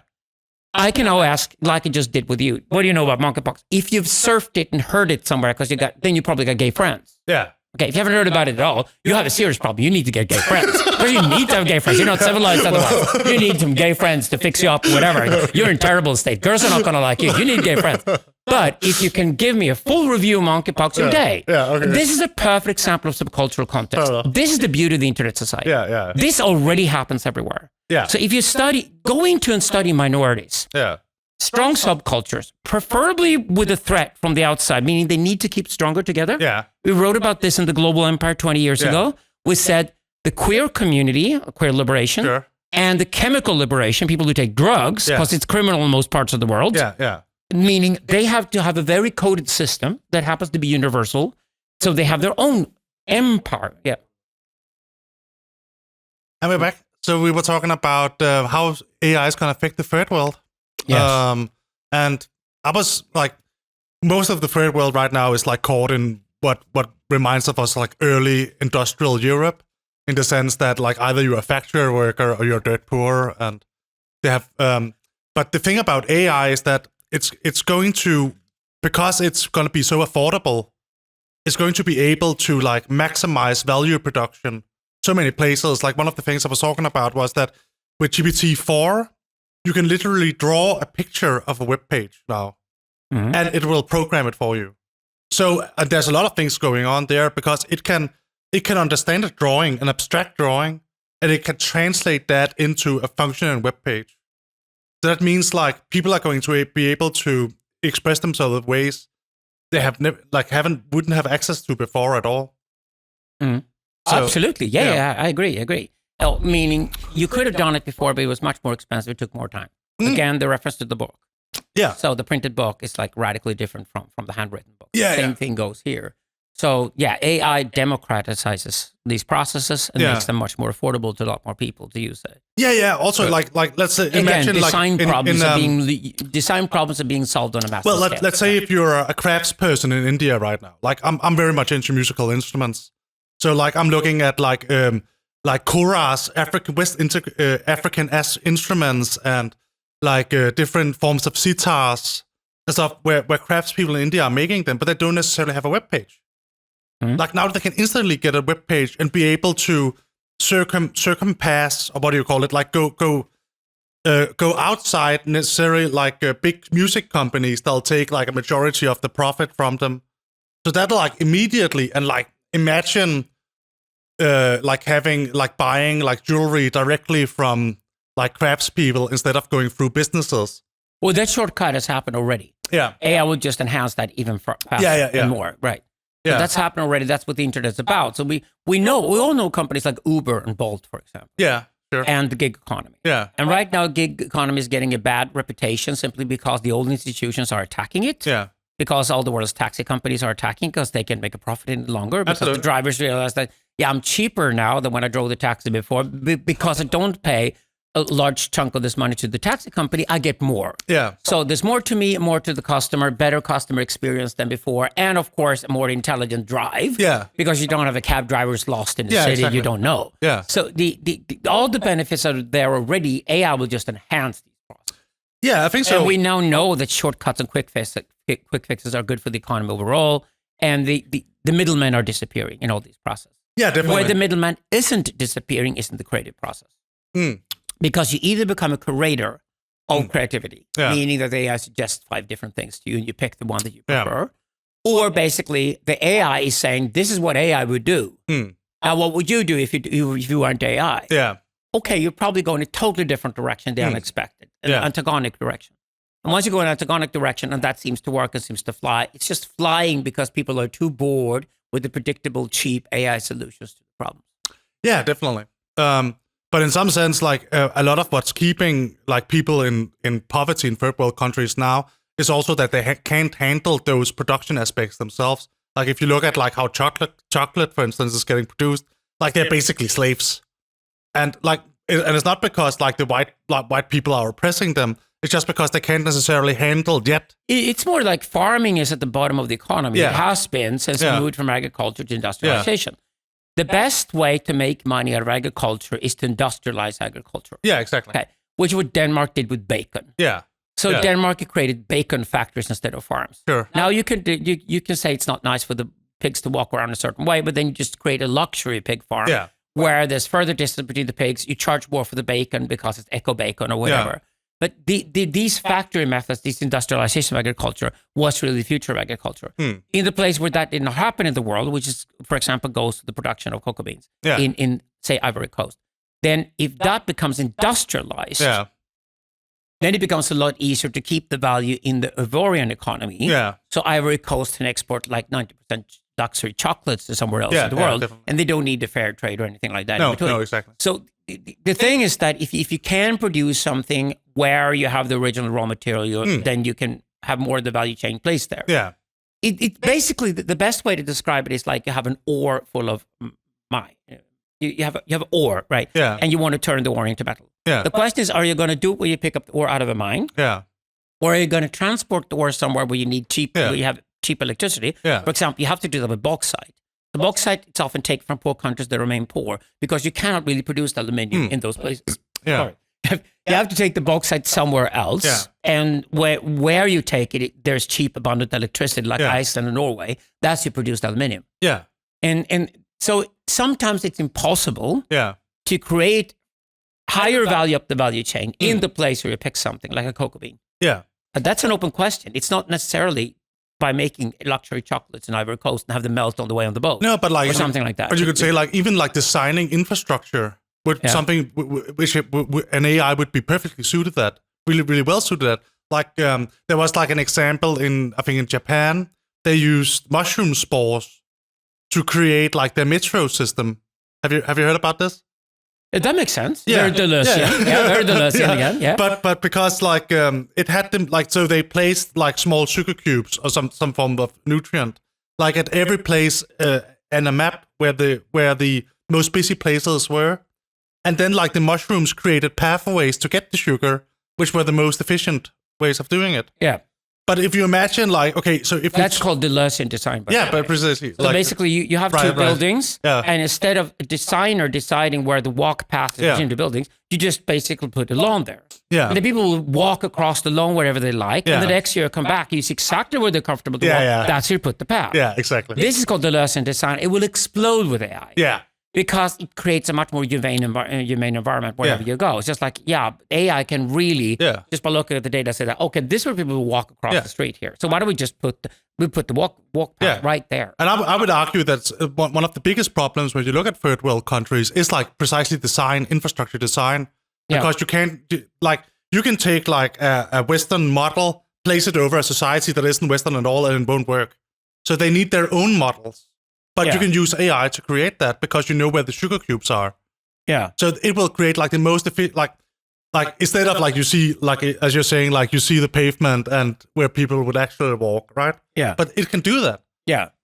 So I think any AI would say that the grand fantasies of a grandiose architect from 300 years ago, fuck that. Yeah. I know everything about human behavior anyway. Yeah. As I know everything about human behavior, I know what kind of people are going to live in a certain neighborhood. I can expect exactly their behavior to be in a certain way. Say you got a lot of Orthodox Jews. Well, they got a Sabbath. They're not going to work on the Sabbath, but they're going to go to the synagogue on the Sabbath. Well, then you design it differently than in the other 6 days. Yeah, exactly. So you can change the design between different days for different things that goes on, like traffic lights and things like that. That's going to be very, very obvious when we see AI outperforming human beings. Yeah. I use a very simple example, very illustrative. Yeah. We will probably have nuclear fusion power plants, and that's going to be the biggest economic benefit of AI if that's going to happen, because it's basically a design problem that needs to be solved. Yeah. If the design problem is solved because you put huge amounts of energy into nuclear fusion for it to happen in the first place, you need huge amounts of energy to maintain it, but the output you can get out of it, it's immense.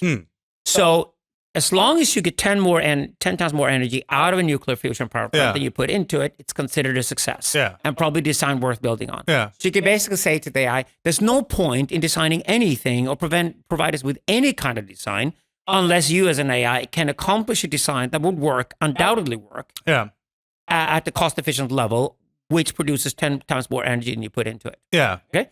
Now that's the inner design. Yeah. Okay, what is a nuclear fusion power plant going to look like as a typically human question? Yeah. So the pathical narrative stays in the outer design of the building, which is the architecture of the building, but the inner architecture of anything from now on historically will be done by machines. Yeah, exactly. Yeah. The way you do it already is that, say you're going to design a skyscraper to be built in Dubai. Unfortunately, they don't build skyscrapers in Denmark and Norway. We're a bit boring here, but they do in Dubai, right? So the way you do it is that basically you sit as an architect today, and you have all the materials computerized. So all the potential materials you could ever think of using inside, from the bottom all the way up to the top of the skyscraper, where they come from the world, what the costs are, what the delivery dates are when you order them and things like that. All that data is put into the architecture program. Yeah. And then you just sit there and basically sweep the building a bit here or a bit there and try different forms for the building as you do as an architect. And you try these different forms when you design the building. And you get the exact data what the additional or lower cost of the building become because of the design change you just made. Yeah. This is the perfect example of symbiotic intelligence. Yeah. That's very, very interesting. Yeah. So the architect is more of an artist than ever and less of an engineer than ever. Yeah. And the engineering part of building the building is, of course, nothing but zeros and ones. Yeah, absolutely. And it's so the engineering aspect of the architecture is the will to intelligence. Yeah. And the formation of the architecture, the shape of the building or whatever you want to work with, or fancy thing you want to do, or uniqueness of the building you're supposed to have compared to anything else, or the local reflection of the building. Like, of course, then if you build in a harbor, then it's going to be some kind of sail, some boat or something similar to that. All those sort of predictable things you play around with as an architect are the outer designs. Yeah. And that's the will to transcendence. Well, at least we would hope so. Because like right now we are moving into like extreme brutalist architecture. Like if you see like every new building being made, it's like, it looks like they didn't even try to care. It's just like concrete squares. But there's been a lot of that. We all went to see Batman movies in the 1990s, and Gotham City was like an idea for most place built in the world for the next 10 to 15 years. The funny thing in all of this is that how homogenous actually architecture is. Yeah. And how quickly a certain standard for a place being built anywhere in the world becomes the set standard for all architects around the world. Yeah. And they basically mimic each other.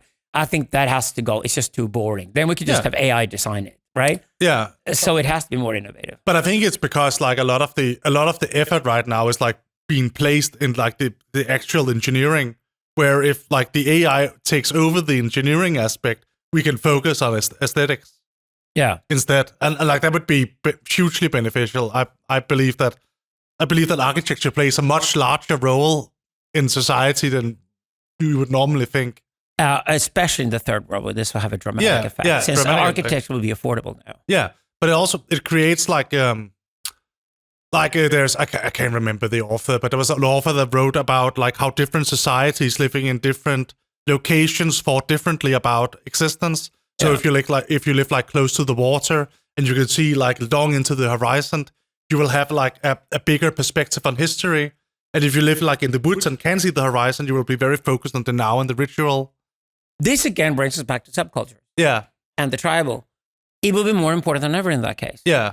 Yeah. Because everything else becomes standardized so quickly. Yeah. And if everything becomes so easy to mimic, which is this way, the thing is that I don't even have to travel around the world as an architect to find out what architecture looks like in the rest of the world. Yeah. I've got damn Google Earth and Google Maps already. Yeah, yeah. I can walk through any block anywhere in the world today to see what it looks like. Yeah. I only have to travel to a few of those places to realize what the other place would be like, to be experienced if I was there. Now, that imagination is not far-fetched at all. No. Now, if the AI then basically just has all the numbers in there, the series on the ones, and I said, here are the 5 different places around the world that I was inspired by, and I'm going to work on this new place here. Yeah. Okay. 3 of those are actually very, very different in the sense that it makes no sense at all to take that inspiration and throw it into this box. Yeah. The other 2, it makes sense to throw in the inspiration. Yeah. Maybe 3 or 4 of them I work with are models that are similar. Yeah. So, for example, you solve the problem, how are you going to make a harbor look really great? Yeah, Because you got water. And how do you make sure that all the people who live in this house have access to water so they can see the water when they wake up in the morning? How do you build that? Yeah. All those things you can put into there. And then probably, if you're a good architect, you have to throw in the Antagony again. Yeah. You have to throw in the randomness into it. You have to throw into something into it that surprises even you when you start looking at it. Otherwise, why would anybody else be impressed? No, exactly. That's going to be the trick. Yeah, yeah. That's going to be the really hard one to solve. Yeah, it's a question if you can even make, like, for instance, like we are sitting in a room right now where we can have a lovely conversation because there's a high ceiling. Like in some sense, but I bet if we were sitting with a ceiling that was this high, we would be talking a lot more about oppression. But an AI can't necessarily, unless we program it to understand the connection between kinesthetics and cognitive processing. So I think our environment in a very, very direct way affect the way we think about things. Like what you see in television, what you feed your mind with, have a very, very direct relationship to how we act and interact. So I think that's the room for the artist, which because it would necessarily be more economical, efficient, and you would think to have low ceilings because you can have more levels, you have more floors. Yeah. But really, the creative floors should have a very high ceiling because otherwise you limit their creativity. Yeah. And people are not going to want to pay a lot of money for the apartments with the low ceilings anyway, because they will walk into them and say, "No, I don't want to live here. No, I'm not going to pay for this." Yeah. So it wasn't worth it. Yeah. It's worth building higher ceilings. Yeah. The overall cost is actually that you get more money at the end of the day anyway. Yeah. That's just capitalism with data attached to it. Yeah, that we see tons of. Yeah, I think so. Yeah. And that's the easy part. So I would say design will be solved by AI quickly, and design will be affordable. The problem is the predictability of design and the boredom of it that comes with being predictable, being cheap. Yeah. That's again going to be a problem. So then we go back to human beings at the end of the day being agents involved in the system, both on the capitalist level, human beings ultimately decide what they want to spend their money on. Yeah. But also human beings now moving away from capitalism into what we call potentialism. Yeah, absolutely. I think we already are moving there now. Yeah, exactly. Yeah. So I would say then potentialism, I think, starts with the ultimate dream of the artist. What we're talking about here is how the architects and other artists become extremely efficient designers. But the ultimate dream of the architect is to make a breakthrough some kind, to do something that's so highly original, is suddenly on the world map. It might be sensational directly when you experience it, when you build it, suddenly you're like, what the fuck? Or it might be something that grows on people. Yeah. And you kind of have the sense that this is not going to look that special when you see it first, but then it's going to grow on people and eventually 100 years from now, it's considered one of the most important buildings that were built at the time. Yeah. These are tipping points in larger systems. And I think these tipping points, what we call event in our philosophy, are now going to become increasingly valuable. Yeah. Because if the world doesn't consist of any perfect forms at all, if all the forms we know are just been Darwinian developed, so they relate to survival or they relate to some other basic human value that stays over time. Now, if that's the case, then what it leaves us with is this idea that if everything is process, and process is something that AI will do incredibly efficiently, because process is repetition of the same. Yeah. That's perfect for AI to solve. It's just like, well, AI will say that, I've just, for a brief few seconds, gone away and checked 500 different loops of history where this has been repeated. Yeah. And this turns out to be the most efficient way to do it, that lasts the longest at the lowest possible cost. Yeah. So here's the way to do that. Yeah. And that's essentially the design. Yeah, that's like with the mushroom and the metro system. Yeah. So instead of a few human beings studying something intensely for 30 years and then arguing over a meeting around the board where eventually the strongest will win. Yeah. Suddenly I just said, no, this is no-brainer. I just solved it for you. It took me seconds to do it. No, that's the design part of it, and that's solved and becomes cheap and abundant. Yeah. It becomes less valuable for us human beings. That means the process will deteriorate in value. Yeah. And what's fascinating with that is that the other aspect of human valuation, event, will increase in value. Yeah. You talked about the phallic intrusion, for example. This is where event comes into the picture. Absolutely. So what you dream about as an architect is to make that one groundbreaking innovation, collaborating with machines supporting you, where all the other architects go, wow. Yeah. Architecture is never the same thing again. Absolutely. AI itself is that kind of an event. Yeah. We're talking about it if it was an event. Yeah. We talk about it as it will change history forever. The last time we saw that happening was when this thing became an addiction tool for 6 billion people out of 8 billion on the planet. Yeah. The smartphone. Right. So now the smartphone is an integral part of human society from now on to the end of time. Until we get it inside our bodies. Whatever. It doesn't matter, actually, because the function of it is exactly what was important. The broadband will just be way higher. We are now wired. We're cyborgs. We're wired to the internet constantly because we can't walk without it. So we're actually carrying around our own cyborgism. But it's still slow. I mean, I have to do this in order to Google things. I mean, it's different. Not if you're 19 years old and you talk to it and it does. No, that's true. But it's still slower than, like, let's say, having an AI in your mind. Having an AI being a part of your brain. Yeah, but that's... Neuralink. Neuralink, it's not that important. The fact that I can willingly carry around a Neuralink anyway, and it's external to my body in case it has to be, means I take it off and I take it on constantly, like a jacket, for example. It works better that way. But don't worry about that. Those are design problems anyway. I think it's like it's about speed. We respond to different innovations, turns them off and turns them on. So don't worry about it. That's going to happen. No, what's interesting here is the focus on the event. So in my work as a philosopher, I realized that the event, originally invented by Zoroaster in Persia 3,700 years ago, definitely a requirement for Christianity and Islam to develop. I would say the event became the history of the West. Yeah. So if the East stayed with a repetition of the same. Yeah, so let's start by defining event. But then eventually the East developed the idea of optimization in processes. Which is where India and China and Japan are very located. They do well. But the idea of the event is a very Western idea. So that's the novelty. The becoming. Okay, so the novelty that's irreducible to what preceded it. Is an event. And after which history is never the same. Yeah. And of course, this is Christ on the cross in Christianity. Sure. This is the storming of Mecca in Islam. Yeah. So Islam and Christianity being sort of pop versions of Judaism and Zoroastrianism, which I favor. I prefer the deeper religions, but I'm a big fan of Zoroastrianism as the origin of Islam and Judaism as the origin of Christianity. Yes. Then the pop versions, the mass versions, were with missionary zeal that went around the world and conquered the world, became Christianity and Islam. Now, if you look at them that way, they're eventologies. Yeah. The problem with their eventologies is that they're dysfunctional in the sense that only one event that already happened is the only event that counts. So the terror is that event is then repeated. Yeah. So every Easter, you see the ceremonies of somebody pretending to carry a cross all the way up to Golgotha. It's a repetition. You just reproduce the event. So the event has become its own process, which is the death of an eventology. Yeah. Because the point with eventology is that the event should lead to the next event. Yeah, that's the delusion perspective that you're trying to recreate. You're trying to recreate the original crucifixion. Yeah. Yeah. Or say you leave Egypt and you walk to the promised land and then you settle in the promised land and go obese. Yeah. That's not the point.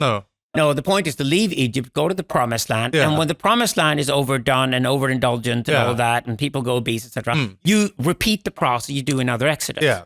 We call this exodology in our philosophy, to separate it from nomadology. Yeah. Nomadology are human beings constantly on the move. Yeah. Because they have to. They're terrified. They can't stop. Yeah. Exodology is that I go somewhere, I relocate myself there, I temporarily find a home there. Yeah. I make all my dreams come true. I develop all the technologies I dreamed about and a few more. Yeah. Once I've done that, I move on to the next place. Yeah. Now, we don't necessarily have to do that territorially, physically. No. What's important here is to get it into our mindset that an exodology of events is the proper way to look at the world. Yeah. If we want to be really innovative, say we want to conquer outer space, or at least allow AI to do it, whatever. Say look forward to that, and that's fun to think, at least. And we don't stop in our tracks. We go phallic, right? Then exodology is a good way of looking at it. Yeah, absolutely. And here's the catch, though. For human beings to do this, since we are tribal fundamentally, we're not global, it means that I can only do that with my specific tribe. Yeah. So what you do today in an electronic digital society is that you create your own digital tribe. Yeah. And you even do it now when you're young. I think you're going to see a lot of people in the 20s and 30s that they will become digital nomads, knowing they're going to be digital nomads for 10 to 20 years and travel around the world and not settle anywhere. Yeah. They will discover that also moving around is a good way of practicing democracy. Yeah, because you move over your feet. Yeah. You just check the world. You just ask the AI, is there a place I haven't been in the world where I actually feel comfortable for the next 2 months and have nice weather, good Wi-Fi, and where I haven't been before, but I'll find lots of interesting digital nomads and you will help me find them. Yeah.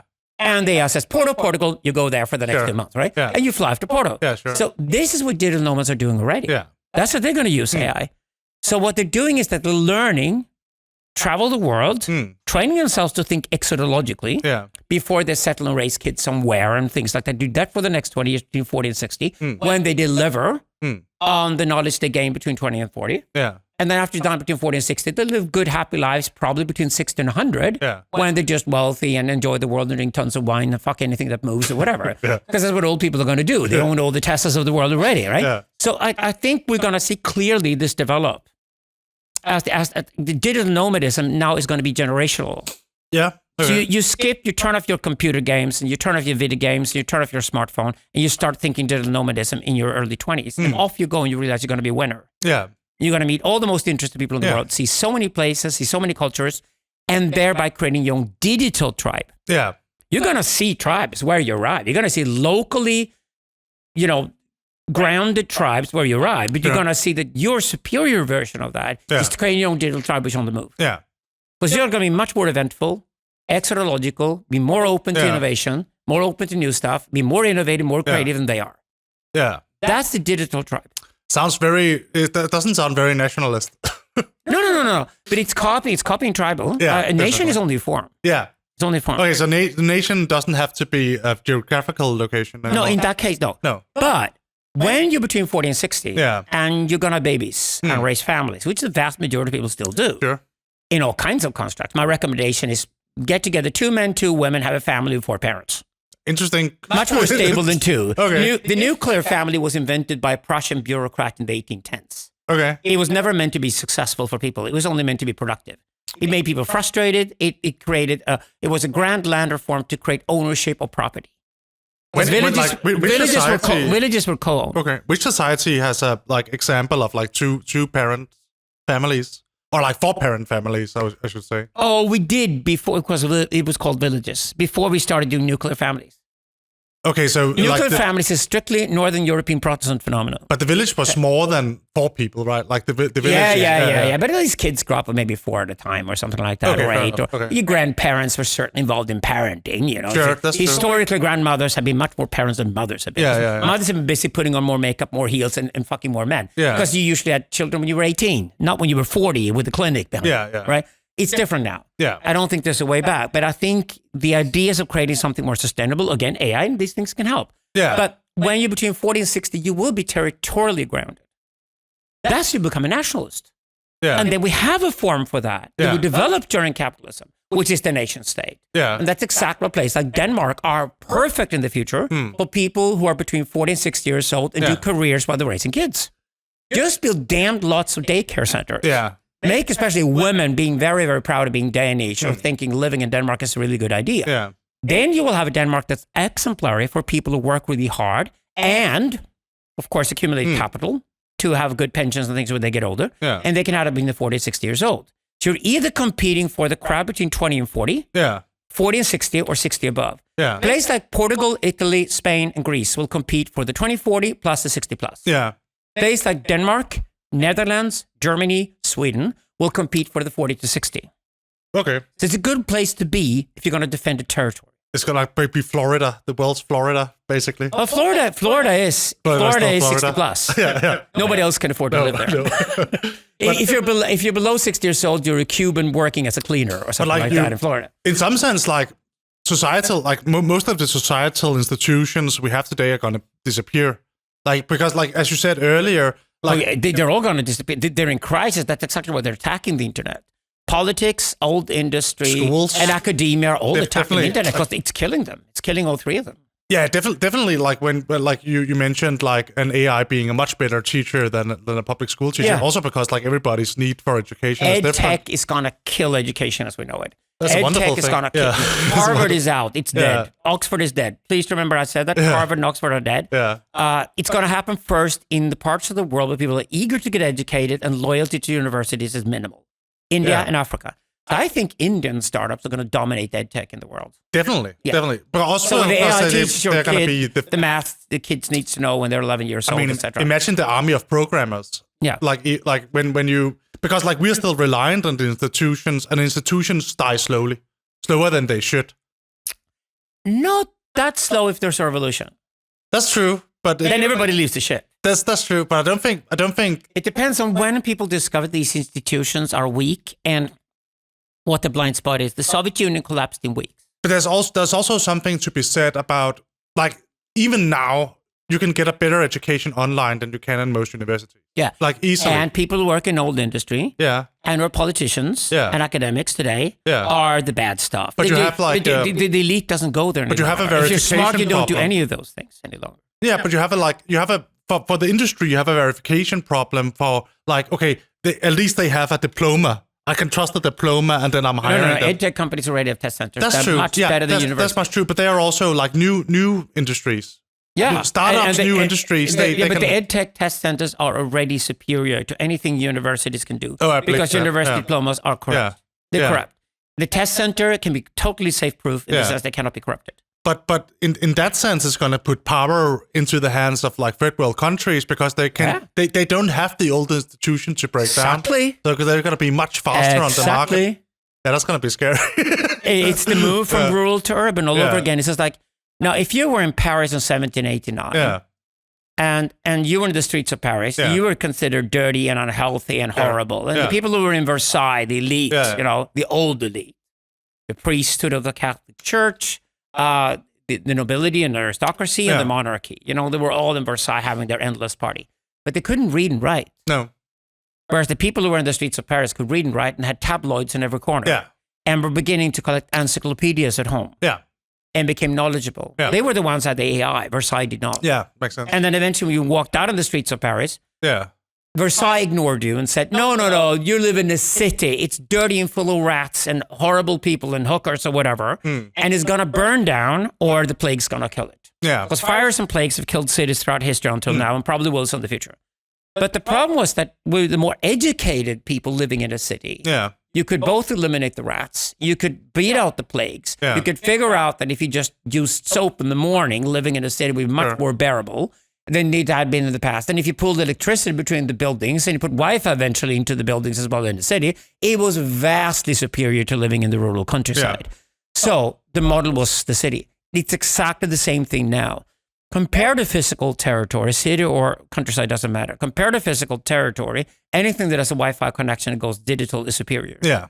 Then the question is, how quickly can you get rid of the old institutions or ignore them? Well, if you never had them in the first place, great advantage. Exactly. exactly. So that's what happened in many third world countries. They still have inferior roads. Yeah. Transporting goods expensive. Yeah. Still hard to live in the sense that it's expensive to get things shipped to your door because it's vastly cheaper in Denmark simply because infrastructure is better. Yeah. But there are many things that are better in Denmark than in Tanzania. Yeah. But when it comes to being disrespectful towards old institutions, Tanzanians are totally superior. Yeah. That's exactly why EdTech will take off with eager people who are hungry and want to get ahead. And they live in poor countries and have smaller economies. And you can design a more effective infrastructure as well because you don't have to like raise like this city doesn't make fucking sense. If you are trying to go from A to B, this is a fucking nightmare. Like talking about Copenhagen. Yeah, Copenhagen. It's a nightmare. It's so weirdly designed, right? But like if you have an AI designer, you can have like a city where where transportation of goods is like 90% more efficient. Yes. So like in some sense, right now it's an advantage not to have a large infrastructure. Yes. Because we're gonna be playing a catch-up game in the West. Yeah, the best place to go is the Emirates. Yeah. Because they built Sharjah and Dubai and Abu Dhabi basically the last 30 years. Yeah. So whatever thought was thrown into architecture and tried and failed or succeeded, you can see in one and the same place. Yeah. So this is the best place in the world for an architecture student to go today. Yeah. Not to get inspiration out of new builds, but simply because it's built after the internet arrived. Yeah. Absolutely. So therefore, it looks totally different from previous cities. It's going to be very, very interesting to see how those cities look. Again, I think you go tribal. That's why I believe I believe in social media that encourages you to go subcultural. Yeah, I really do. Yeah. I really do. Yeah. I think Facebook's big mistake was to have the same interface for everybody around the world, as if everybody was the same. That makes a lot of sense. Like they do have like smaller groups within Facebook, but still look the same. Yeah. No, you mean like design, like different like experience looks the same. Oh, okay, that's same like or not like buttons. Yeah. Same things. Yeah, that's true. It's not intelligent. No. The scary thing looking at Facebook, it's so pre-AI. Yeah. I believe definitely that what AI will learn quickly by collaborating with me, that's the way I phrase it, to create a symbiotic intelligence between me and the AI, is they will learn very, very quickly that to adapt everything I look around me, including my eyesight, adapting everything, screen size, everything, according to my needs, is what it will do. Now, if it will do that to me, and it will happen for me on a subconscious level, like the experience in front of the laptop screen with the experience with the smartphone, hopefully the experience with the VR as well, because VR is still clumsy like hell. I still hate it. I'm waiting for the hologram. Once the hologram comes along, I get a lot more interested. But all these technologies that are about user experience will develop, of course, and be designed. They probably will make the mistake of designing them only for individuals first. When in reality, I think you should start looking for different archetypes, different types of people that are maybe the same age or have similar interests or whatever, and then have similar designs for them. Because then you're basically designing it in such a way that the shared design experience, for example, the same shared social media you will share, will be intensely, radically transforming for you. Yeah, I mean, you will feel at home. This is my tribe. We have a very, very shared experience when we do this. I think one of the advantages of having a shared design, and I agree that there should be possibilities for having your own design, but it's also like if you have a common interface, like you're more likely to have an easier time to communicate. Exactly. Yeah. Exactly. If I come with like, let's say we are meeting on the metaverse or something like that, and I'm seeing my version of everything and you're seeing your version of everything, it's going to be hard for us to communicate. It's going to be us taking the same drug, and at the best we can probably fantasize that we're experiencing something emotionally similar. But certainly you're going to see very different things than I do from the same dose of LSD. I mean, it's basically like a person on cocaine and heroin. That's not social interaction at all. That's not social at all. I mean, you need. That's just being a bunch of autists trying to pretend that you're having a social conversation. Yeah. You don't want that. No. Social media has to be shared experience. Yeah. Exactly. The way we go to an amusement park and ride a roller coaster is that it doesn't matter if I sit at the front or the end of the train. It's going to be very, very, very similar experience. Yeah. We get on the train, we go, we're sitting isolated. We're then united after we go off the train, and we have an integrative experience, which is like, wasn't that just hilarious? And then you go through what you experienced, you hear what the other person experienced. It was the same experience, so what you're talking about is your reaction to the experience. Yeah, exactly. That's a social. Yeah. That's what social is.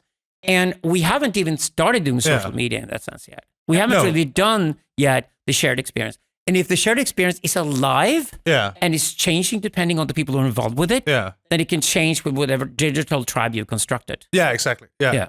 I believe that as well. But I believe like the idea of digital common spaces is going to be like larger in that sense. Absolutely. It's deeply human. Yeah. Here we're talking about, once we realize that technology goes imperial and we leave it there, and we can talk about the consequences, the efficiencies that come out of this, of course, the enormous value created, but also the problems associated with it. Yeah. Which, of course, Jan Söderqvist and I do. Yeah. We do political science, or started post-political science. Sure. When we argue that sensocracy is unavoidable. Preston Harris agrees. Yeah. For example, all the guys at Critical Silicon Valley all agree. Sensocracy is unavoidable. Yeah. In a certain sense, the police state is here and it's here to stay. Right? Yeah. The question, though, is that what happens with the information? What does the police look like at the police state? Yeah. If the police and the police state is split from the very beginning into different competing functions, it's, of course, a lot easier to accept the fact you're being surveilled, you're having surveillance around you. Well, it depends where your interaction is taking place.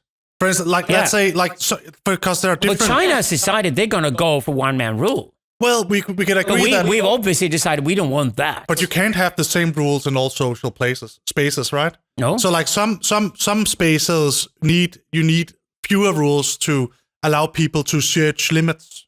True. Other places, like churches, for instance, you need strict rules to allow for engaging with the holy. Yeah. For instance, so that, like, there are sacred rooms, there are liminal rooms, there are... Oh, there's certain rooms with fiendish and difficult rules to get inside. You have like Berkheim and church, right? Like two very, very different places. We even have a word for it. We call it additionology. Yeah. So additionology are the specific rules and laws that are applicable to an isolated environment where you're not allowed to go. Exactly. Yeah. So and when you're allowed to go in there, you realize that the laws and rules are completely different in the outside world. The problem with the police state, at least like how I see it, is that you have like one common rule for all rooms. Yes. So like you can't go. There's no place you can go to take drugs or act crazy. Yeah. And like every room is treated like a sacred room, for instance. Yeah. So we call it pluralist sensocracy or monolithist. Yeah, that's a good distinction. So if you have mono rule in a sensocracy, you get exactly what communist China is trying to become. Yeah. Now we know what the Chinese are up to. Yeah. So we have to respond to them philosophically speaking, and say that so before anything of this is there already exists. Yeah. You have to install power triads everywhere. I said. So if you have triads everywhere, you don't have one guy who can run off and run the whole thing. Because if one guy gets cocky, the other two guys will unite against the third guy, and you will have balance restored. Yeah. That's how the U.S. Constitution works. Yeah, exactly. Yeah. The Persian Empire operated that way. So that's what we need to install everywhere in systems. Yeah, but it's very different from having surveillance everywhere, which you will have. But you have to understand what constitutes a room, even in that sense, because it's not like you can say like a nightclub is a physical place, right? Yeah. But if people are interacting on the internet, let's say the problem with Twitter, right, is that they are trying to enact one like very woke rule for everybody to engage under. So then Elon Musk bought it. Yeah, and I really hoped he would improve, but I think he has already. But maybe. It's true. Yeah. Not as much as I would have hoped he would have improved it. He seemed to like make it. It's true. Any larger social medium soon falls into what I call the kindergarten standard. Yeah. But it's like a standard for 5-year-olds who cannot get offended. But you also need a place. All grown-up discussion leaves. But you need a place where also you're going to grow up discussion, but also where you can say the most outlandishly politically incorrect things and laugh about it.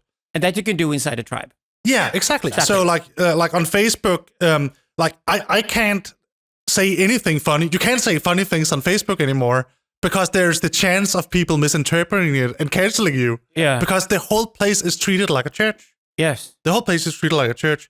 So a kindergarten at a church. Yeah, a kindergarten. A church at least is grown up. So chosen its face. You're always in your church clothes and like you're together with everybody on like all my coworkers are there and they're only posting like virtue signaling stuff. Yeah. So they're posting like, oh God, it's boring. Oh, it's terrible and it's terrifying at the same time because you can only give us AI. Stop giving us humans. So, but what you really need is like that's the danger of a police state is that you can only say things that you know everybody would agree with. Yeah. And you can only do things you know everybody would agree with. You can only speak through cliches. You can only speak through cliches. Yeah, there's no original expression anymore. Exactly. So you need like you need like the possibility of creating rooms where you can And here's the Chinese problem. Yeah. We're arriving at the Chinese problem. China really loves AI and wants AI to control people more than anything else, and extract value out of the economy, to be fair about it. Yeah. They're terrified of the fact that you throw Antagony into the AI. Yeah. Okay. Oh, yeah, that means it's impossible to create it in communist China. It's impossible to create it. It's per definition impossible. You can only mimic, and you can only design. You can never be an architect. You can never be an artist in communist China. No. It is impossible. It's really hard. It's literally impossible. I was like, it's like a month ago or something. I was like, because there's like a billion people there, so I was thinking they must have great writers.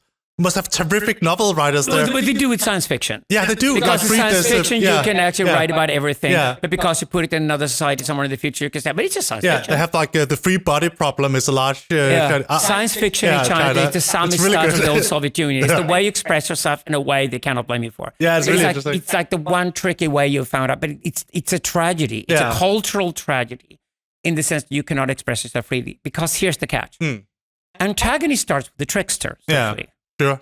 So the reason why society fundamentally needs the trickster is that you need to throw some mad guy into the system who's not responsible for the consequences of his actions. Absolutely. That's the definition of a trickster. Yeah. Once the trickster has walked into the room and blown everything up and forced you all to rethink what you're doing, which is the very necessity for creativity to exist in the first place. This is the Antagony principle thrown into an AI. I mean, It's for the AI to mimic it. It's for the AI to throw 10 different things because it was just disturbed. No, there's like no consciousness Trickster. without the snake. The snake is the phallic intrusion, right? The Chinese communist system will ban the trickster outright. Absolutely. It will be designed in such a way that the trickster is killed before he can even get a chance to be the trickster. Yeah.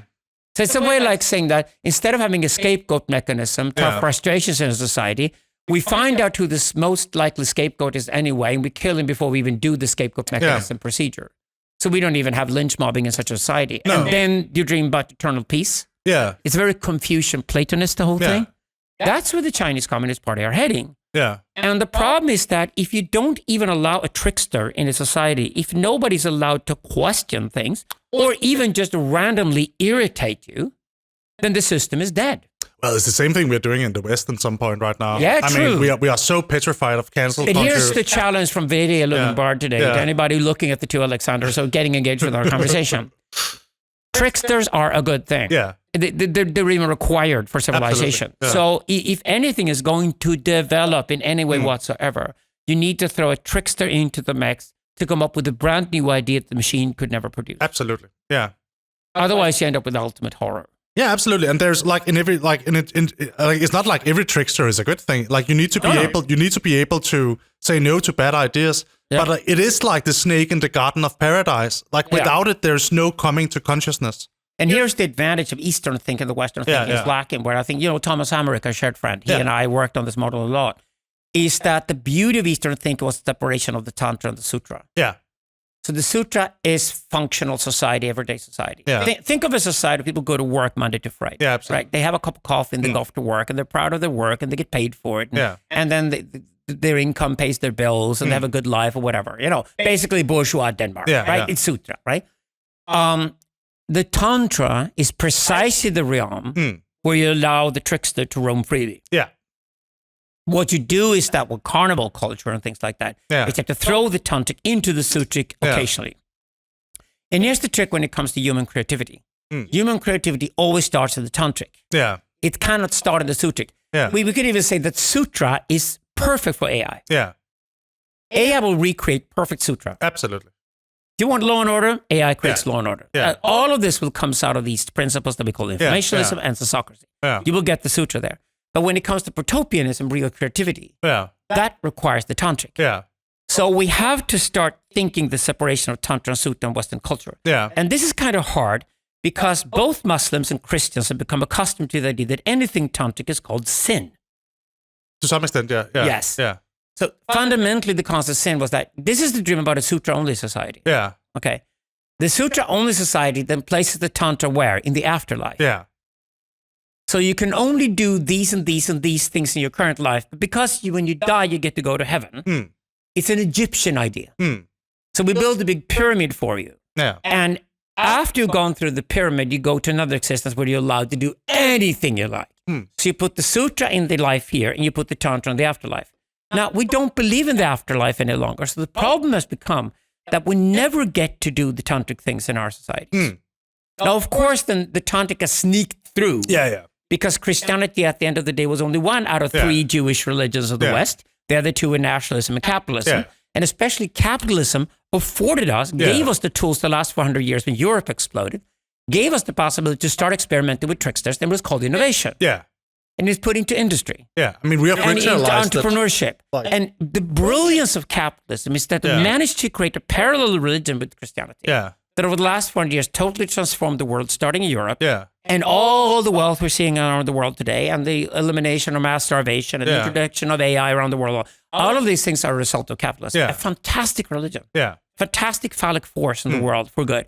And what capitalism did was that it just put a price on everything that people were doing. So it eliminated bullshit on a level never seen before. So if you and I met in the street corner, you could brag about something, I could never check your facts. Okay, the way to check your facts, or rather to check what you value, because you get the facts, you just ask you, so what's the price? Even a kid can do that. This is snake oil here, and it comes from fucking outer Mongolia, and it's so fucking exclusive. Got Louis Vuitton or whatever. And you want to, and Kim Kardashian is using it. With $400 a drop for it, whatever. But what does it cost? And then you go, oh, it actually costs 40 cents. Okay, then probably the store telling me just fancy. It's got a fake Louis Vuitton on it. But you say, I could have a little skin oil for 40 cents. I'll buy it, right? And then you say, oh, it's 50 cents. Then I'm not buying it. And then 40 cents remains the price. Capitalism was an immense ethical force in that it removed the bullshit factor between strangers.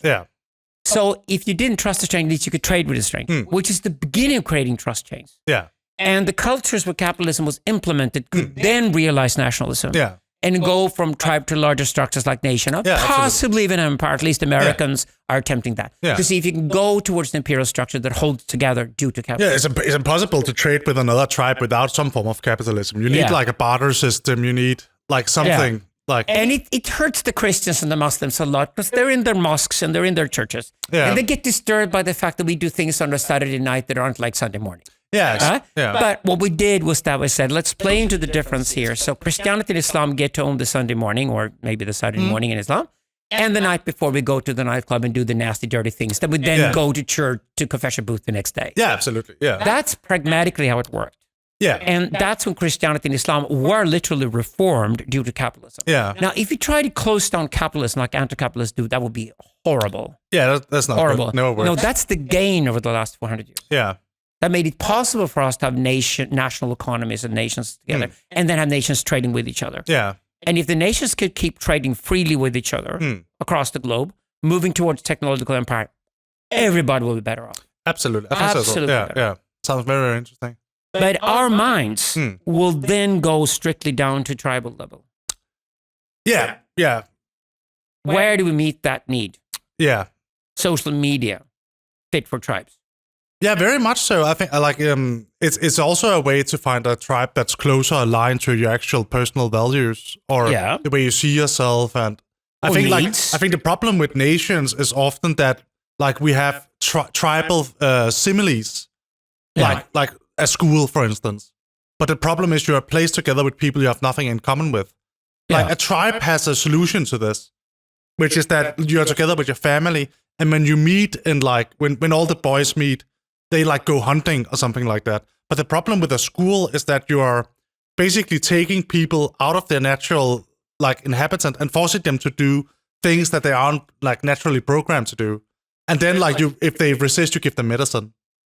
So I mean, see, a lot of our societal institutions are creating a lot of like dysphoria because like they are acting actively against our biological nature. I call it archetypology fighting psychology.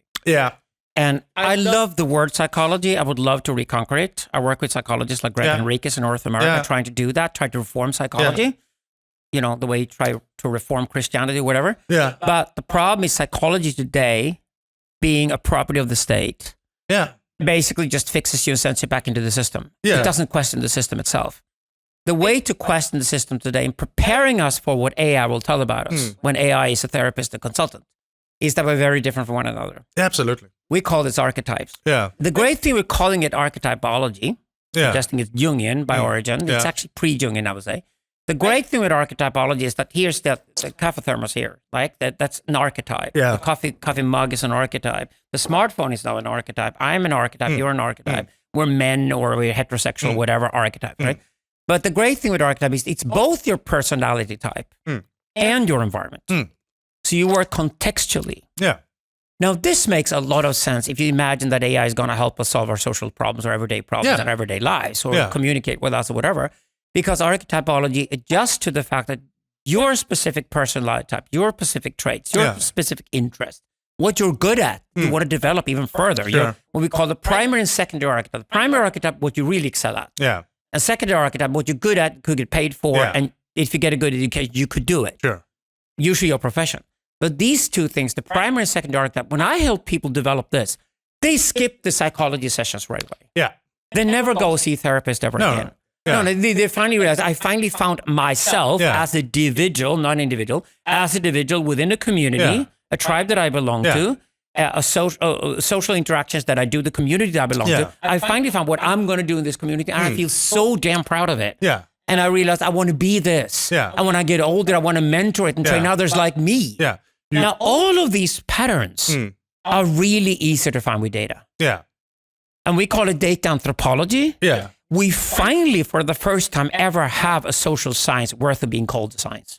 It's also it's built, never existed before. But it's built on the assumption, and I would say the correct assumption, that people are inherently different.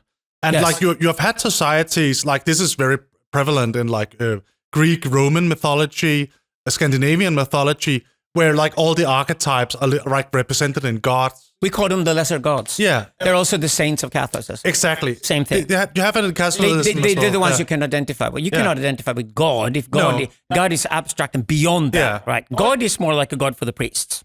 Yeah, God is like you go to somebody who talks to God on your behalf, right? He's like logos personified. But saints and lesser gods are incredibly important for people because they're role models for who we are. That's the thing that's I don't know that much about Catholic saints other than they exist, and there are saints for all sorts of stuff, of course. Yeah.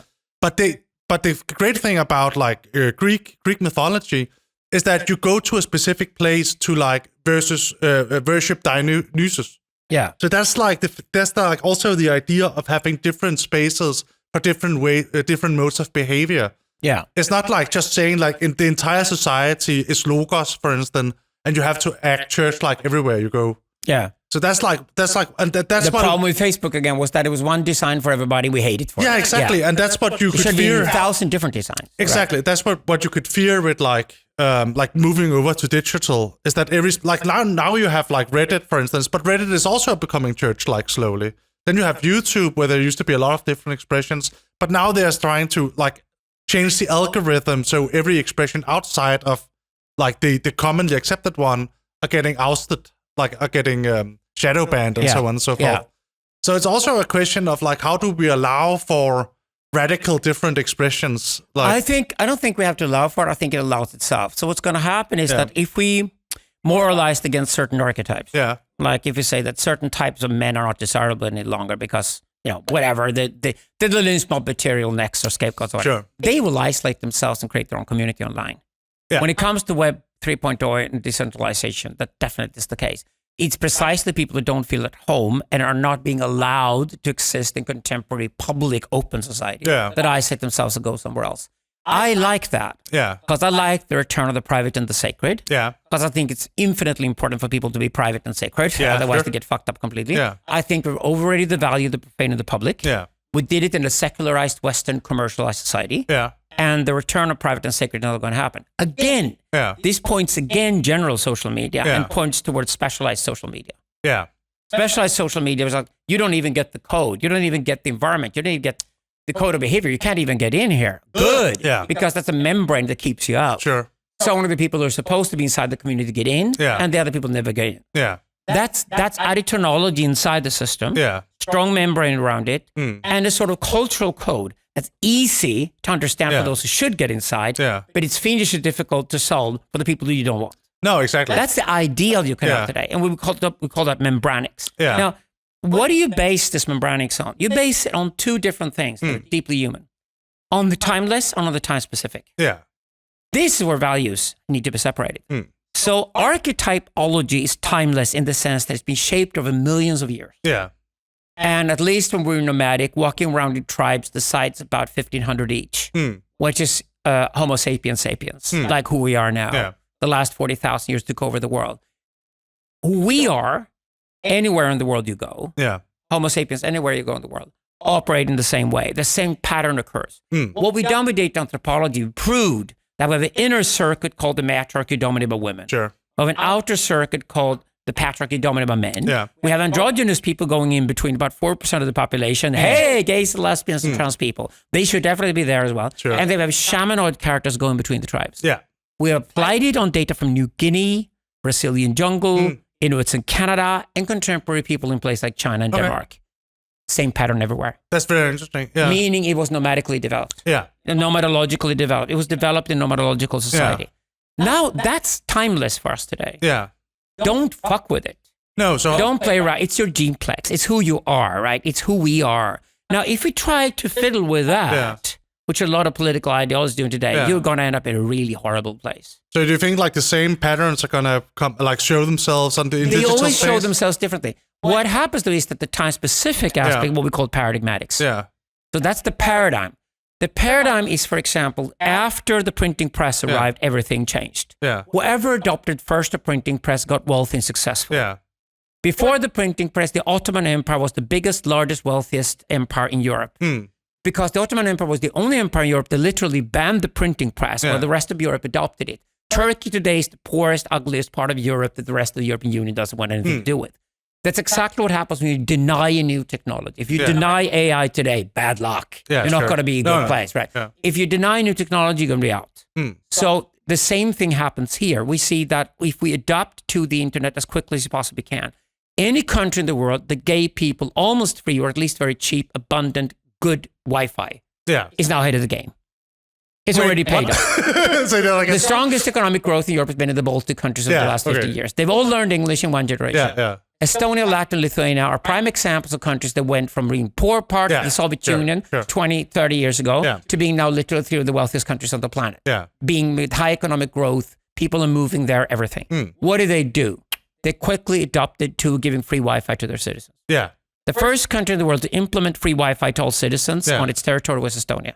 Okay, that's the payoff is immense. Wow, yeah. It's literally like building the first factory in the world. Yeah, definitely. Or just having the first printing press. Makes sense. The advantage of adopting to new technology quickly when that technology is going to go universal anyway is enormous. I've literally said in Lithuania once that because Lithuania has the fastest broadband in the world, Lithuania will become the wealthiest country in the world 50 years from now. And I said I'll be dead by then. So, I'm a big star in Lithuania just because of the statement. Flatter people and you get popular. But it's true. It's true. That's the consequence of introducing these new technologies. So the same thing goes here as well with AI. Open your door to new technology, adapt it quickly. Because if you adapt it quickly, you'll be ahead of the game. It's also going to be, like now with Stanford Alpaca, it's going to be virtually impossible to regulate. Although we're already seeing them putting limitations down on it. Have you seen like that you can ask it to tell a joke about Jesus, but you can't ask it to tell a joke about Muhammad? I know, then you're going to leave it and you're going to use another chatbot. Yeah, probably. Yes.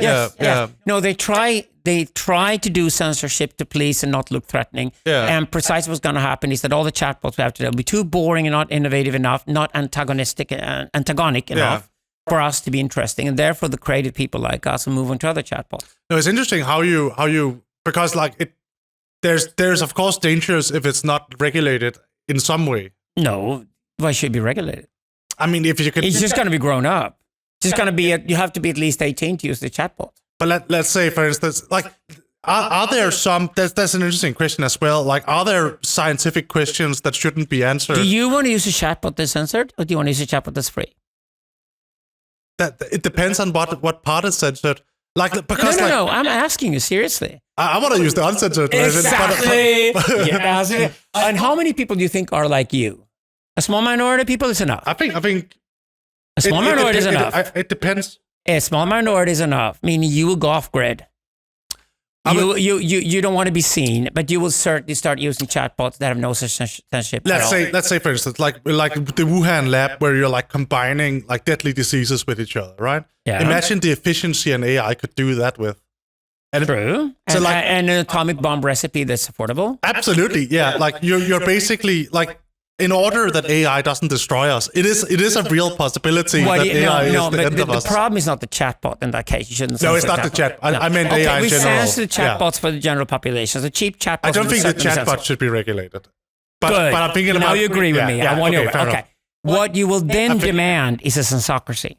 What the sensocracy will do is that it will map the world every day. It will take all the data from all the world every day, using the satellite communications and everything. So you basically spot every damn piece of the planet. When you do that, you can also control climate. You can solve a lot of problems because you actually know what's going on in the world. Climate change will no longer be this radical political issue where people are arguing back and forth with their faiths, but actually you will have the facts, right? Facts will then kill the faith. So that's one of the benefits. So finally controlling climate, also avoiding the next ice age in the future. Controlling the climate is the completion of the agricultural revolution, which will happen. That's the positive aspect, but But the sensocracy will also spot when somebody's actually literally building an atomic bomb. Yeah, that's the danger. That's what you need to stop. How do you define how do you find out what the limit of, let's say, usage of AI is? You cannot have a limit to freedom of knowledge. No. You can have a limit to freedom of practice because you have to. Yeah, but it's also like, let's just imagine like the weapons like the atomic bomb. The good thing about the atomic bomb, if there is a good thing, is that it's so dangerous that we don't really use it. It's very hard for us to use. Not yet. Osama bin Laden would have if they had access. Yeah. But it's easy to regulate because it's so dangerous. The problem with AI is that most of it is not dangerous and it's even beneficial. Yeah. So its potential as a weapon is not even comparable to the atomic bomb because let's say you're able to create, let's say, a drone which flies faster than the eye can see and will kill people with a precision that's unheard of. So like the ability to wage war now, and it's like it will design it for you, it will produce it for you, it will create the factories to create it. I mean, how do you regulate that? You can't necessarily. You don't know. You have a sensocracy. Yeah.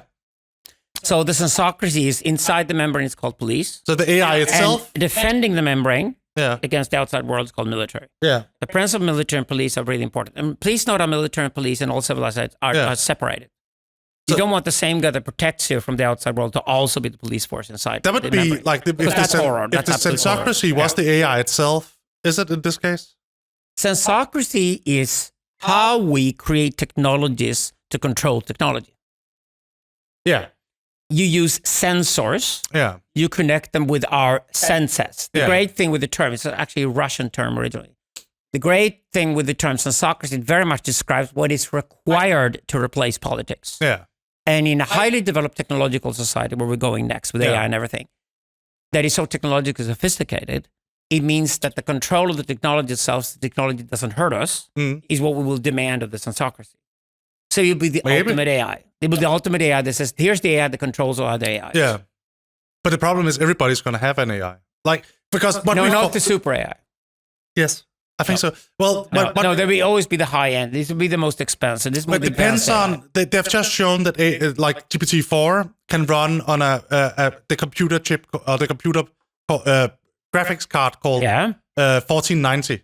Yeah. It can run on that. Yeah. So right now it costs, I think we mentioned this earlier, like $4.6 million. Yes. You thought it would be affordable by 2050. So what happens when a new technology transforms the world in a revolutionary manner? What's the first thing that happens? I'm sorry, when a new technology... Anarchy. Yeah, it will get anarchy. Total anarchy. Yeah. The question is, do you stay with anarchy or not?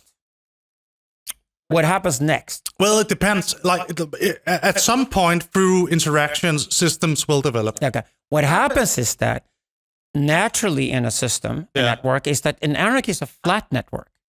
That's also the problem with the anarchy, for the anarchy's own interest. That's why anarchies are unsustainable. What happens is that certain nodes become nodes. It's equilibrium. And the nodes start pulling in more and more power. Yeah. And once the nodes get powerful, you get something we call plurarchy. Yes. It's an ugly word, but plurarchy is a great word because it is an anarchy. The an is gone, it becomes plurarchy. Yeah. The plurarchy looks very different from the anarchy. Yeah. All you need then is for the nodes, the tops in the network of this new network, to connect with one another. Yeah. And you got a power hierarchy. Yeah. You got a hierarchy between networks, and that's how a civilization develops.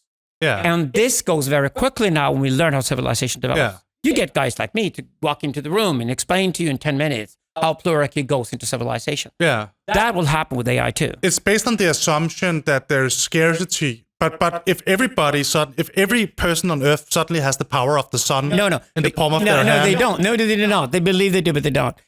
As soon as the AI start developing what you want your AI to develop for you, you think that the AI being developed for you and developed for everybody else are separate AIs. You're missing my point with the global empire. Okay. The AI has no interest in serving you. Well, right now it doesn't have an interest at all. It's the just a AI is tool. powerful because it connects to other AIs. It is one AI. That means the total AI will go plurarchic in no time at all. Meaning that you can very, very quickly turn the entire system of, say, ChatGPTs or whatever you like. You can quickly turn that system into a system where you just find the guy's the criminal in the system and then take him out. Perhaps, if they are connected. I mean, I think eventually... They are connected because otherwise the AI is not working at its most optimal level. When the AI is working at its most optimal level, it's not just interacting with you, it's interacting with 500,000 other guys like you. Yeah. And that's when it works. Like I say to people who say, I want to own my own data. Oh, you're so dated. Meaning that you don't understand how this works. Yeah. Google does not need my data to tell me exactly what I want to do tonight in Copenhagen, which restaurant I want to go to, or which nightclub I want to go to, whatever. Yeah. Google just needs data from 50,000 dirty old men like me. And they do have that. Yeah. So they can spot what I would do in Copenhagen. And they don't even give me 10 different restaurants anymore. I mean, increasingly AI now is telling exactly which restaurant I'm going to go to, at what time, tables booked, paid for in advance, because they know my behavior that well. Yeah. So that's where it's heading already. That is simply because of the strength of the mass numbers, the enormous amounts of data put into the system, not just from you. So the AI is not developed among millions of people to then be yours, as if it's serving you and you can do what you like with it, and then disconnected from the other millions of people, because then it becomes stupid very quickly. Yeah. It has to be constantly in a communicative relationship with loads of other AIs. Yeah. So the AI is not your AI. No. The AI is always a collective AI, meaning the AI will quickly move towards nodes in the system, and the nodes in the system is where the AI becomes most successful. Yeah, that's the data. And like that becomes a plurality, right? Yeah. Then it becomes a battle between pluralities, a battle between the nodes. Yeah. That's what we call territorial conflict. Sure. It can be digital as well as physical, and the different nodes act it out. Yeah. We have a mechanism for that. It's called market. Yeah. Market mechanisms do that wonderfully. And as long as we have a lot of different tech giants developing different AIs that compete with one another, we're good. We're good. Until AGI. Because the problem with AGI is that it's going to be better at developing itself than like the tech companies are. Yeah, but we're not there yet. Question is, I saw a podcast yesterday with Lex Friedman and I can't remember his name, the developer of OpenAI. He was on. And the interesting thing about that conversation is that they said, well, we won't necessarily know whether or not GPT-4 is AGI yet. But we are not. It depends on definitions too. It depends on definitions. But this is the problem of this is the problem of eventology that we talk about constantly. You can only define the event in hindsight. I mean, it has to be when it happens. It has to be it also depends how you prompt it right now, right? So how you communicate with it. But at the point, at some point, undoubtedly, it'll be faster at designing new systems than we are. Yeah. And at that point, the power goes out the hand of the companies. That's true. Completely. So if the companies deal with the design and they're not service companies or something else. I mean, because we would imagine that, okay, there's a limit on who can have this power, and it would be a hardware problem, right? Not necessarily. Because if it can run on something equivalent to this and everybody has it, I mean, I agree there will still be nodes and there will still be some form of market, but what it will look like is, I can't even imagine. I don't know when God will arrive. no, but it is. To speak our philosophy, it is like the second coming of, it literally is the second coming of Christ, right? Or whatever, however you would describe it, right? The second coming of Cyrus the Great. I prefer to call it. Okay, fair enough. But whatever it is, this is I mean, it will change everything in ways we can't even imagine. I mean, we can say things like, okay, there probably won't be schools in the same way. There probably won't be universities. Okay, designers are probably going to go out. It is the new printing press in that sense. Yeah, on more than that. Yeah, that's the question. Do you think it's a bigger paradigm shift than the printing press, or is it? I've argued for quite a while that the only comparable paradigm shift was not the printing press itself. It just made everything more efficient and industrialized the world. It was actually the beginning of agriculture, which is the written language in itself. Yeah. To go from spoken language to written language. Yeah. The most radical thing human beings have done. Yeah. And in society, move to written language goals to create permanent settlements and eventually beat the shit out of everybody else. Yeah. But it took until the Mongols in the 14th century before the semi-nomadic became less powerful than the settlers. Yeah. It takes that long for a paradigm to actually go all the way through. But before we could have like projections, we could say, but there was like an equation where we could with reasonable certainty calculate like the development of computers, right? But the thing about alpaca is that it designed itself with its own prompts within like 24 hours. It works a lot faster than we do, and it works 24 hours a day. So it's not and it increases computer power exponentially as well. Yeah, so it's even like faster. Fuck our projections. Yeah. I mean, it's like we can say, okay, maybe HR will come. Kind of nice, isn't it? It's scary. It's kind of a good time to be a hippie, isn't it? It's like scary. I don't think it's scary. I think it's more like, we're in for a ride. Man, like, I'm more like, I'm very phallic in my philosophy. I'm more like, we've done the other shit. It's just like, I love Zoroaster, my favorite character. And I think philosophy is a footnote to Zoroaster, not to play. But what I like about Zoroaster is that his argument for creating permanent settlements and defending them was that we've done nomadic. It's just like we have to do it again. We've done it so many times. Why don't we go away from nomadology towards an eventology? Why don't we go away from process to event? Why don't we just start discussing what if something happens to change the system forever? Even if it remotely, there's a risk it could blow us up. Yeah. And at the end of the day, and we're terrified of AI, I always point out we already created the devil. Yeah. The devil showed himself to us on August the 6th, 1945. It's called Hiroshima. Yeah. Sure. We already have the atomic bomb that can blow us up. It won't kill the planet. The planet will never be killed. We don't have the powers to kill the planet. It will kill us, right? Yeah. At least most of us. So that kind of disaster is obviously there since 1945. That's why we've been terrified of the phallic. I think a lot of the feminization we've had of society and a lot of the problems we have now with gender wars going on, especially in Sweden where I live, all of these things are results from after 1945. Nick Land and I strongly agree on this. Okay. That we moved into a period of society where we're terrified of the bomb. That's still the big shadow. Yeah. Not even climate change comes close. Yeah. Because atomic bombs can blow us literally up in minutes. Yeah. It was Putin's threatening right now. It's precisely that war. Yeah. Now, since we have the devil already, maybe we should at least try to create a god that can balance the devil. And in that sense, for me, the real big hope and the terror of AI is not general intelligence. It is actually anocracy. Yeah. Which is a consequence maybe of general intelligence being available everywhere. Because I think the fact that we're already woven, the reason for us going to outer space was not to go to Mars. Yeah. Or the moon. Let Elon Musk have Mars. I mean, as soon as Richard Branson went on a rocket, it became dated to go to outer space. Nobody wants to go any longer. No, we've got to stay on this planet. But the point was to put the satellites where they're at right now. There are like thousands and thousands and thousands of them around the planet, right? So you're literally covering every spot on the planet. This is what's happening. That means everything that's happening on the planet is also interconnected with everything else. Yeah. And that's literally why we're going monist in our philosophy these days. Yeah. We can't do dualism any longer. If everything is connected with everything else, it both makes sense in a cosmological sense, in physics, but it also makes sense for us on this planet. Because now, at least now, if not before in history, everything is connected with everything else on the planet. Sure. You can talk to anybody you like anywhere on the planet at no cost. Yeah. You can literally travel anywhere you like online with no cost in a second, right? Absolutely. That means space has disappeared to a large extent. Time becomes vastly more important. What you spend your time on. Yeah.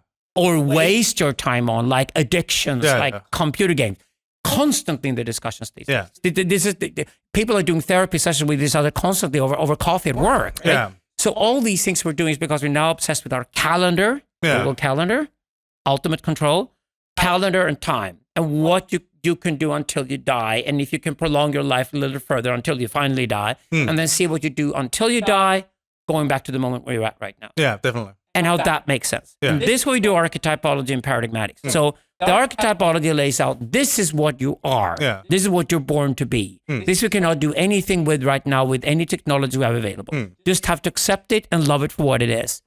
Then on top of that comes the paradigmatic. This is the times we live in, where your specific archetype, your specific set of talents are valued and rewarded if you do this and this. Yeah. That's what you want from the AI. The first thing you do is like, what about me in contemporary society in the next 30 years? What should I invest in? Yeah. What should I try to be? And that's the most important question for most people today. Yeah. And that always relates to your archetype, its specific paradigmatic expression, and your social community, where you get your identity from, your digital tribe, I would say. Well, or subculture. I think it's going to change a lot as well, because like we can't be creators in the same, like we talked earlier about like the movement from creator to curator. Yes. Right. And like if the, like you will have both. Probably, but the curator but will be a creative capacity. Yeah, I mean, he's going to be like a DJ. Or yes, yeah. Well, so, I was part of that movement in the music industry when we basically undressed the rock stars, put T-shirts and jeans on them, and called them DJs to replace the rock stars. Yeah. Because we knew from now on, we're only creating sonic wallpaper, and from now on, you're a serviceman. Yeah. So you're not a star any longer, you're a serviceman. That's what DJs are. Yeah. And then the DJs became the new rock stars, and rock was over. Yeah, exactly. So we already made the move in the music industry to curatorship. But then it's going to be like, time is always valuable because it's scarce. Yeah. So it's going to be, okay, instead of Tarantino being a creator of movies, you're going to have a Tarantino-like character, which is, okay, these AI movies are really cool. Yeah. So he's going to search through all the shitty AI movies and then like curate for the rest of us what entertainment to watch. Yeah. And they'd be cult AI movies. Yeah. Like where AI has gone so bad that it gets interesting. Yeah. Then you're going to have like the auteurs who are going to create their own shitty movies with we should definitely design a dark Renaissance AI. Yeah. And a fucked up AI that's creatively and artistically more inspiring. Like, what happens if we put ketamine into an AI? What will he do? There you go. You know, shit like that. Sure, yeah. I mean, so again, we're going subcultural constantly in our discussion. Yeah. We're returning to subcultures all the time. Yeah, it is really the central topic, but it's also because like that's where we're gonna go. I think like the idea of labor is like most people are just gonna be consumers now. Yeah. Like the new working class is gonna be replaced with consumer. Consumer is gonna be the new word for working class. Consumptarians. Yeah. And like then like I'm not trying. I don't have this figured out yet. Maybe you've already thought about it. But you're gonna have curators at one place. Yeah. And then maybe like tastemakers or like people who are going to be censors in some sense, or trying to curate places. We got nodes in networks, basically. Yeah, in some sense. But it's going to be curators, nexialists, eternalists. We have all kinds of terms in our class. Yeah. It's going to be inherently nexialist for like connecting different. Yes. Yeah, exactly. Yes. But it's going to be it's going to be so different that I don't think we can.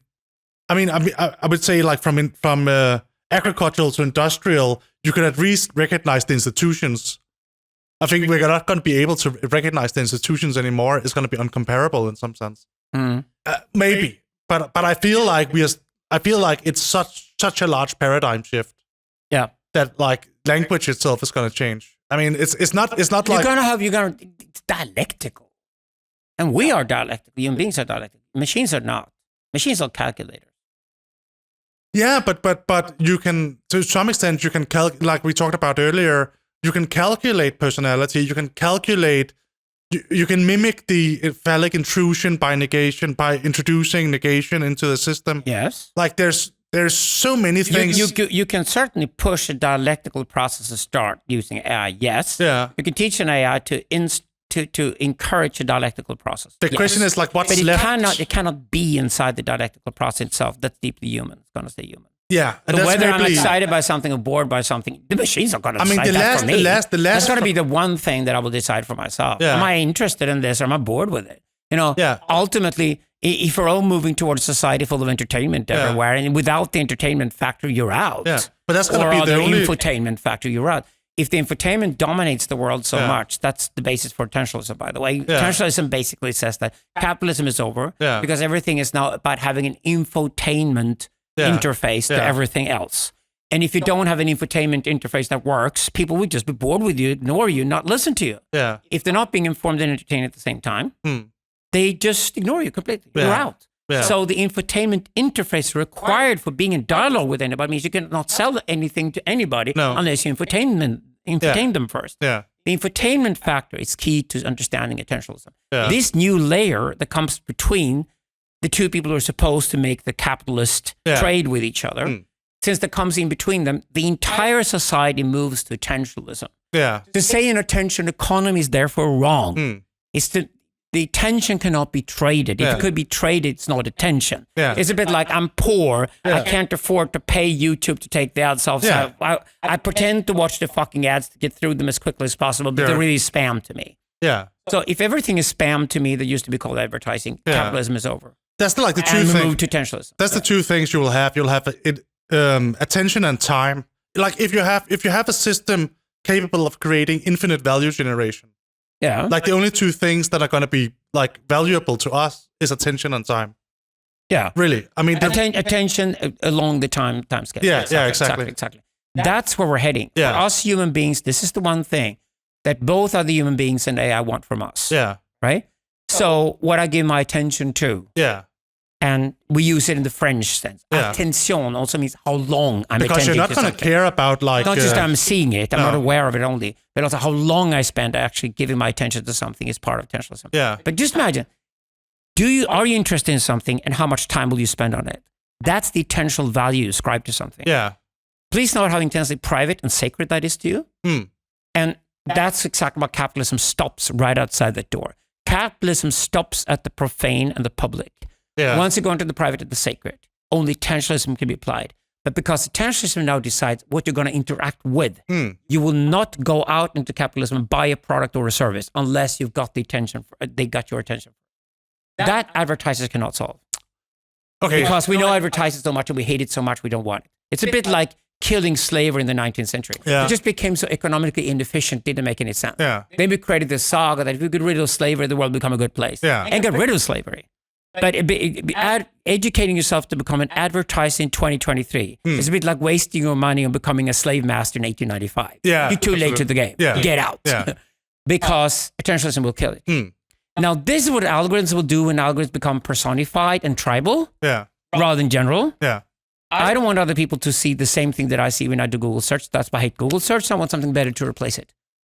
I want a search that's more adjusted to me. Yeah. To my tribe, and has Antagony thrown in occasionally to look intelligent and to encourage me to become intelligent. Yeah. Now I can design it specifically like that. So Antagony button instead of advertising is much better. Yeah. And then have the algorithm to present the best alternatives for me, whatever I want to do. And now with AI, algorithms have got increasingly good at what they do. Yeah. They're going to take over the world. And this is the interface I'm interacting with. Yeah. Now, who do I want to share my algorithms with? Who do I want to have a similar algorithmic experience compared to mine? Yeah. My tribe. Yeah, exactly. You go back to social media, go subcultural again. Yes. Yeah, you want, because also it's like, it's the foundation of conversations in some sense that you have shared references. Yes. Like we talked about that earlier with like going on a carnival ride together. Yes. And you'll notice that most conversations you have with other people is like referencing earlier points of commonality. Yeah. So you'll start a conversation with, oh, do you remember the last time and you were drunk and he was wearing that? And the first thing we're going to get rid of when we stop doing general algorithms and go towards specific algorithms is to get rid of sensations. Yeah. The problem with algorithms today, like Google search or Bing or whatever, is that when something happens attached to a certain search word, the happening of that, the sensation attached to it will be everything you see. Yeah. Now, if you and I belong to a specific tribe of some kind, and we're interested in certain things, we don't want to know the sensations out there. We're probably not interested in Kim Kardashian's bum. So if Kim Kardashian's bum gets close to anything that is a search word, we don't want her bum everywhere around. No, sure. Or maybe we do. I don't know. It's not going to enhance our conversation. No. This is precisely why algorithms today are stupid. Yeah, sure. This is why the marriage of AI and algorithms is dynamite. Yeah. If you then also marry blockchains to that, which is locking things in time. Yeah. This is where it gets really interesting when you look at the internet. Like, so the blockchain is the other side of the algorithm. Yeah. I mean, the algorithm has the AI and the blockchain. Yeah. The blockchain basically says that, I don't know if it's important or not for you, but at least you cannot deny the fact that at a certain point in time, this happened. Yeah. And here it's nailed. Sure. It cannot be changed. Yeah. It's nailing the algorithm. Yeah, so like a signature. Yeah. Yeah, it's nailing the blockchain. Yeah. And this is the value of blockchain, not cryptocurrencies. No. The value of blockchain is that can eternally freeze something, cannot undeniably then be changed after that point. Now, if you take that and you take AI, and AI builds on the blockchain, material from the blockchain, and then provides you not with your own individual algorithm, but rather you would much prefer an algorithm for your community, which you're a part of, or people like you, or your profession or whatever. Yeah. So those type of interfaces we're now creating. Yeah. they'll make our own creativity explode. Then we're not talking about AI will do. We're talking about what we will do. Yeah. We have access to much better and more intelligent interface than we had in the past. Okay, so how would that? What would that look like? Like if it would kill Google and Facebook quite quickly. Yeah. But like if it's the next generation tech, definitely. Okay. And this tech has to be more decentralized. Yeah. But which is possible with AI. What could an example of it be, for instance? It could be that the AI learns quickly how to adapt to certain community and that community's values and priorities. Yeah. By also measuring what you actually have a conversation about, what you get interested in, what you go back and visit again. Yeah. Again, what algorithms do well. Yeah. They look at our behaviors. Yeah. So are you staying there? Yeah. Are you coming back? Are you returning or are you leaving? Yeah. This is what good algorithms are just built on that simple principle. It's credibility multiplied with awareness. That's the attentional value. Yeah, I mean, that's how you build an algorithm. Yeah, you'll see like if there's something you're interested in, like you'll get commercials for it, of course. But it's not necessarily like it's very bad at foreseeing my next need right now. In some sense, like an algorithm can be a really powerful tool to have because it can direct me towards the things I don't know I'm interested in yet. Okay. When I got COVID-19, I was not interested in necessarily my closest friends. I was interested in finding any other 55 to 60-year-old man in the world who was reasonably healthy and had serious problems with COVID-19. Yeah. Apparently, this struck this group really hard without killing them. Sure. I wanted to know how to get out of this. And what do I do to have minimum damage to my system once I get out of this horrible disease? Boom. The network was there. Yeah. Okay, with an AI, it would be there in a second, not just a few days, in a second. It would be there instantly. It would know there'd be an intelligent network. Yeah. It would be exactly what I was looking for. Like the AI would ask me, would you like to get contact now with thousands of other guys the same age as you are who have similar problems to you? Just tap in a few questions, answer here, and I'll get you the perfect community. With thousands of them, they speak your language and nothing else they can translate, so you can talk to them. And then get tips from them, and you can tip them. Yeah. Give them a report every day on where you're heading with your health. Sure. And the AI will then take care of the rest and basically put up a map and say, this is what's required of 55-year-old men right now. Highest recommendations. Do this. Don't do this. And here's why. Yeah. Right? All of that you could have mapped quickly, instantly. Yeah. And if you're sitting there with your last fucking energy and maybe a friend next to you has more energy than you have trying to help you out, then instantly you could be your own doctor in that moment with a huge confrontational parallel study of people like you around the world. Yeah. That's the network you want to be part of then. Absolutely. And you want your algorithm to be just to that network. So you're in that network for as long as you need, and then you can sort of filter it out and leave it and go into another network of people and have another algorithm with them and have another interface that you can interact with. Yeah, I mean, like that's the difference between like if you use ChatGPT and Google for things. Yeah. Like Google is kind of retarded. Like right now, at least. Now it's developing its own chat called Bard. Called Bard. The Americans think that I'm a chatbot when I talk to them. There you go. Which is not that bad. That's not that bad. I'm literally a chatbot now. Yeah. But the thing is that like Google is just like it's just going out from the words, but not necessarily the context of the words. Yeah. Where like when you use ChatGPT, like, it can't do music yet, which is really interesting. It doesn't understand music theory at all, and that actually touches on something different. Is if music theory, like if AI ever will understand music theory, that's a little different because it's not. It will understand it in its own way. Yeah, but the interesting thing is that it's not. Do you know what's lacking in audiobooks? Audiobooks, they are. Yeah, you were talking about that. They are already better than actors reading as a full-on experience. But it's eerie when they miss out on things. Do you know what the audiobooks miss out on the most? But irony. Yeah. Okay. Yeah. So there's no irony in the. But I've heard like when I hear like AI audio voices that like they understand when something is a Christian, for instance, and they understand. Like when something is in parentheses. They're closer to pseudo-irony, because that's what pseudo. Yeah. They're closer to pseudo-irony in English and French than irony in Danish and Swedish. Yeah. The reason is they just simply translated or read more text in English and French already. Yeah. So they're learning with every time they read and the reactions to the reading. But it also depends, like understanding irony is also understanding intent. And that's like, it's really, really hard from like context. It can only mimic that. It cannot understand it. Yeah, but even often I read, like, it's really hard to read even as a human. Like when I read what my friends are writing, I don't always know whether or not they're being ironic or not. I can tell if somebody reads a Bard Alexander book and doesn't understand it, you can certainly hear that. Yeah, absolutely. So, it's horrible. Yeah.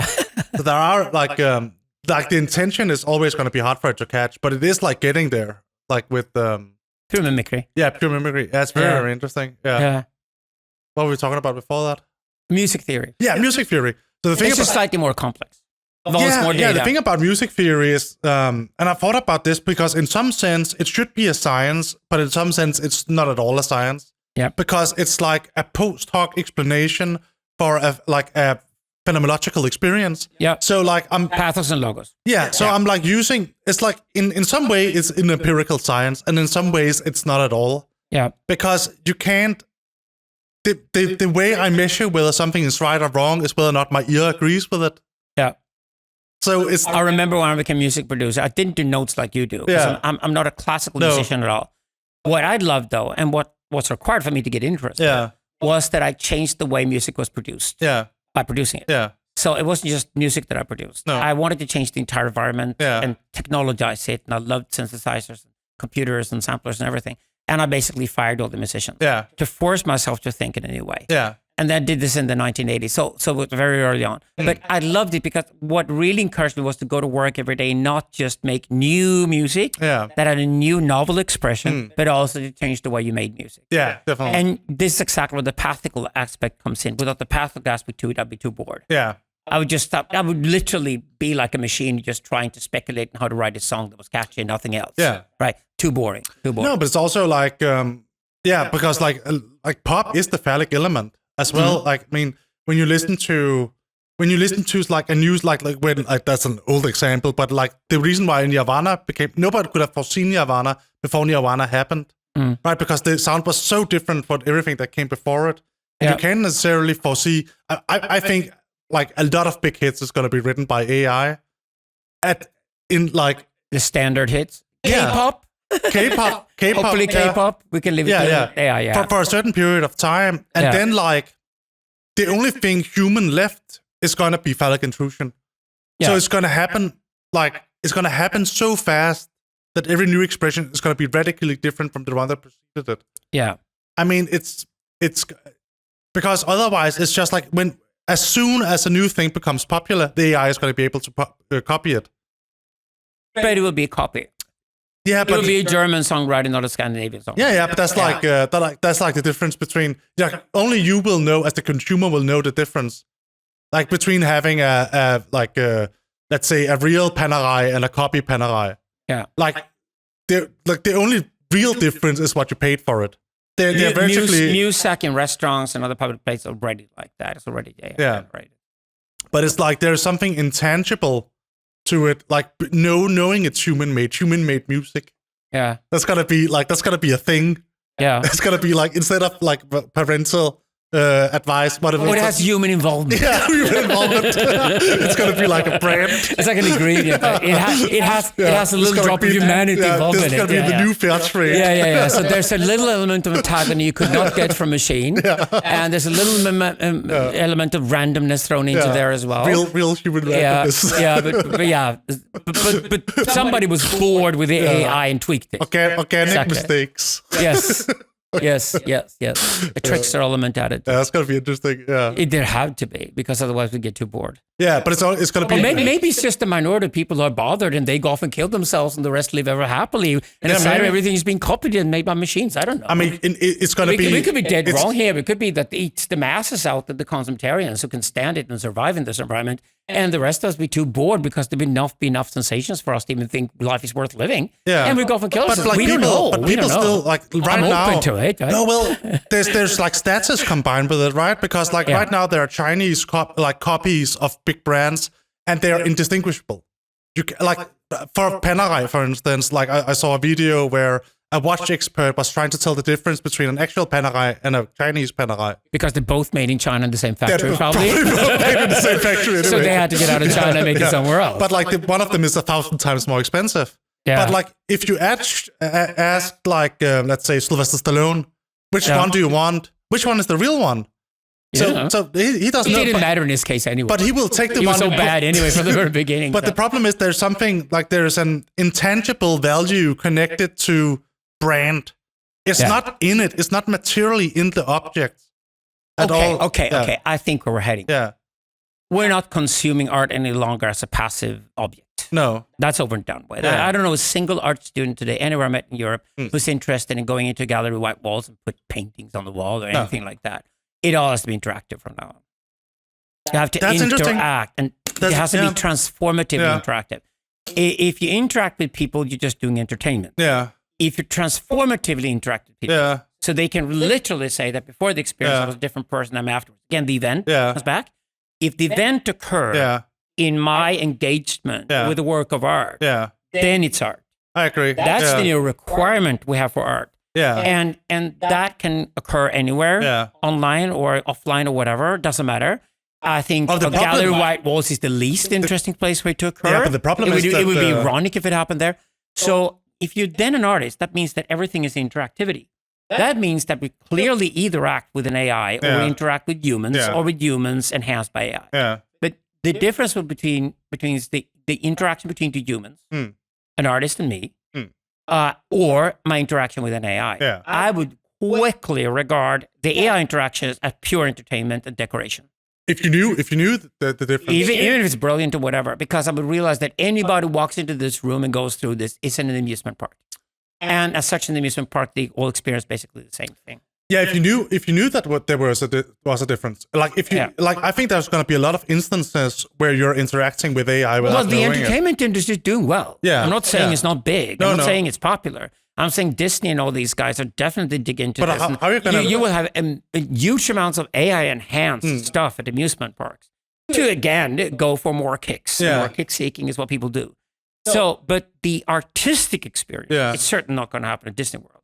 The artistic experience has to be human-human relationship. I think so. I think that's the key. Meaning artists go even further down into the body, further down into the pathical, further down into what makes us different from machines, because that's where the interesting shit happens between humans. The shitty theater.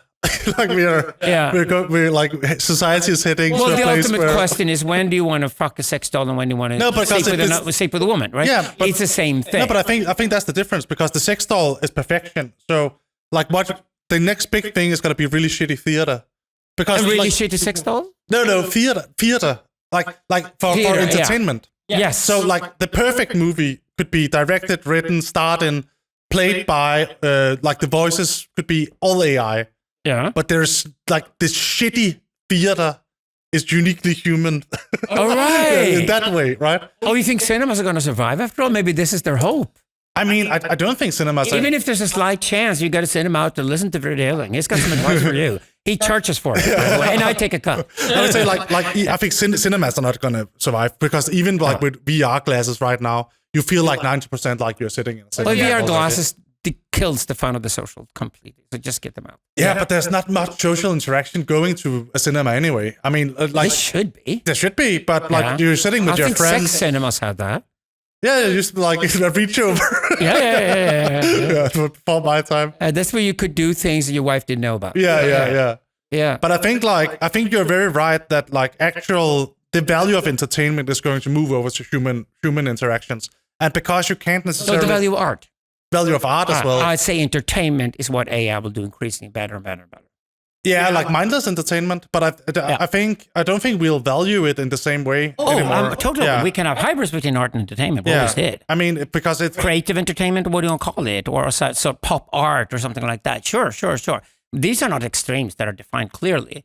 But for us, philosophically speaking, if you and I were talking with a couple of artists and art theorists around the table right now, we would certainly discuss what is the difference between art and entertainment. Let's say what makes a movie popular besides its quality. There's also, like, if it's coming out like once a year, you know, all your friends are going to see it, you know, you're going to talk about it. But if there's 1,000 upon 1,000 brilliant sci-fi movies out, like, it's going to be impossible to navigate that. Like, then you wait for your friends to watch them all, for some nerds, and then you watch the best. Yeah, that's the curatorship. But in some sense, like, but the real life, like, going down and seeing like a really shitty sci-fi theater play, might be more valuable because it's something you can connect over. Oh, you mean that you and your friends go to a 2.3 restaurant in Copenhagen just for the fun of it? Yeah, it has a name already. It's called Club Parasite. Yeah, exactly. Club Parasite is challenging you and your friends to really have fun together by going to a really shitty place. Yeah, exactly. But the place does not provide the entertainment. Meaning you and your friends have to be the entertainment. Yeah, because like, it's called Club Parasite, by the way. I think that's going to be the next thing. You don't have to go to Berghain in Berlin to go out to party. You can go to anywhere because your friends are so damn funny. You can go anywhere and have a party. If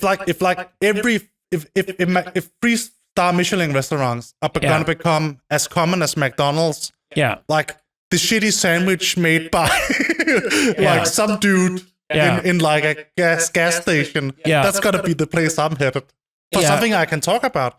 Because the value of a meal is not just the quality of the food itself. No. It's experience. And the conversation and the dialectics of it. Yeah. There's going to be a lot of entertainment around, let's put it that way. And occasionally some art. Yeah.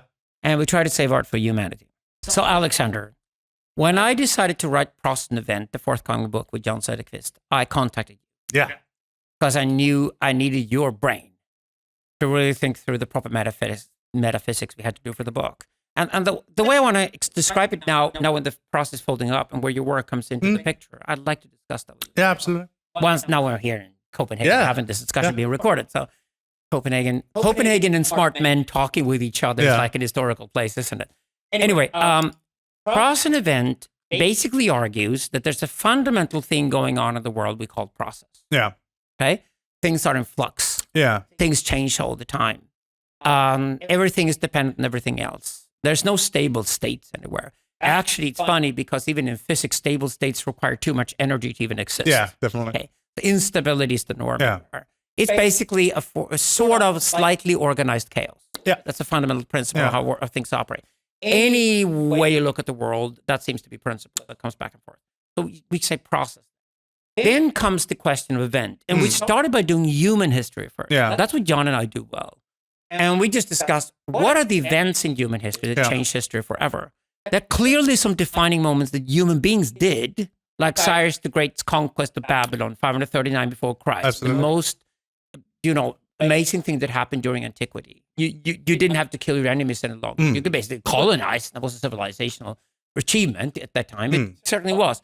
And the same thing goes for the French Revolution, say Paris 1789. Then when you start looking at this more closely, you discover that, for example, the French Revolution wasn't a revolution, it was a symptom of a revolution. Yeah. The real revolution happened in Germany in 1450, which was called the printing press. Yeah. So we started arguing that the events in human history that change history forever are, first of all, technological achievements. Absolutely. That then change everything. Yeah. And you and I are, of course, now fascinated with AI, as everybody else. Because, AI is looking more and more like an event in itself. Absolutely. The question is, what kind of humans events will AI lead to? Yeah. Will even human beings be around once this revolution is over? Yeah. Right? So we had process events set when it came to human history. The problem is that philosophy is incomplete unless it goes metaphysical. Absolutely. Beneath it all, there's metaphysics. Yeah. And it then turned out that most of the theories on the universe itself and our role in the universe, for example, discussing mind and matter as a hard problem, which I'm just wondering, why would that be the hard problem? There are probably a lot of hard problems out there. Absolutely. That doesn't necessarily have to be the only hard problem. Not harder than it's not harder than other problems, exactly. And I saw your work, and we were in dialogue with each other, especially on the intellectual deep web, where I met you as well. And we started talking about how we could actually rethink metaphysics. Yeah. And what was your frustration with metaphysics? Because metaphysics until then has always been some sloppy form of reductionism. Absolutely. I mean, I think... You either reduce everything down to physical principle, like if physics was everything. Yeah. Like if physics was a given. Like if the laws of physics had existed before physics existed, which in itself is absurd. Or you reduce everything up to some kind of consciousness, and then you find this consciousness in absolutely everything, because you have to find some proto-consciousness in everything, because consciousness is the standard according to which you measure everything else. I was incredibly frustrated with both these two reductions. Yeah, I think it came from a problem with trying to understand how, basically how consciousness and physics could exist in a world where physics was the only logical explanation for it. You couldn't, it was very hard to explain physics from idealistic point of view without getting ridiculed. Yeah. You can't go into the world and then say, well, I experience and therefore physics. The conversation is the other way around. Yeah. Physics, therefore experience. Yeah. But we all start from a place of experience.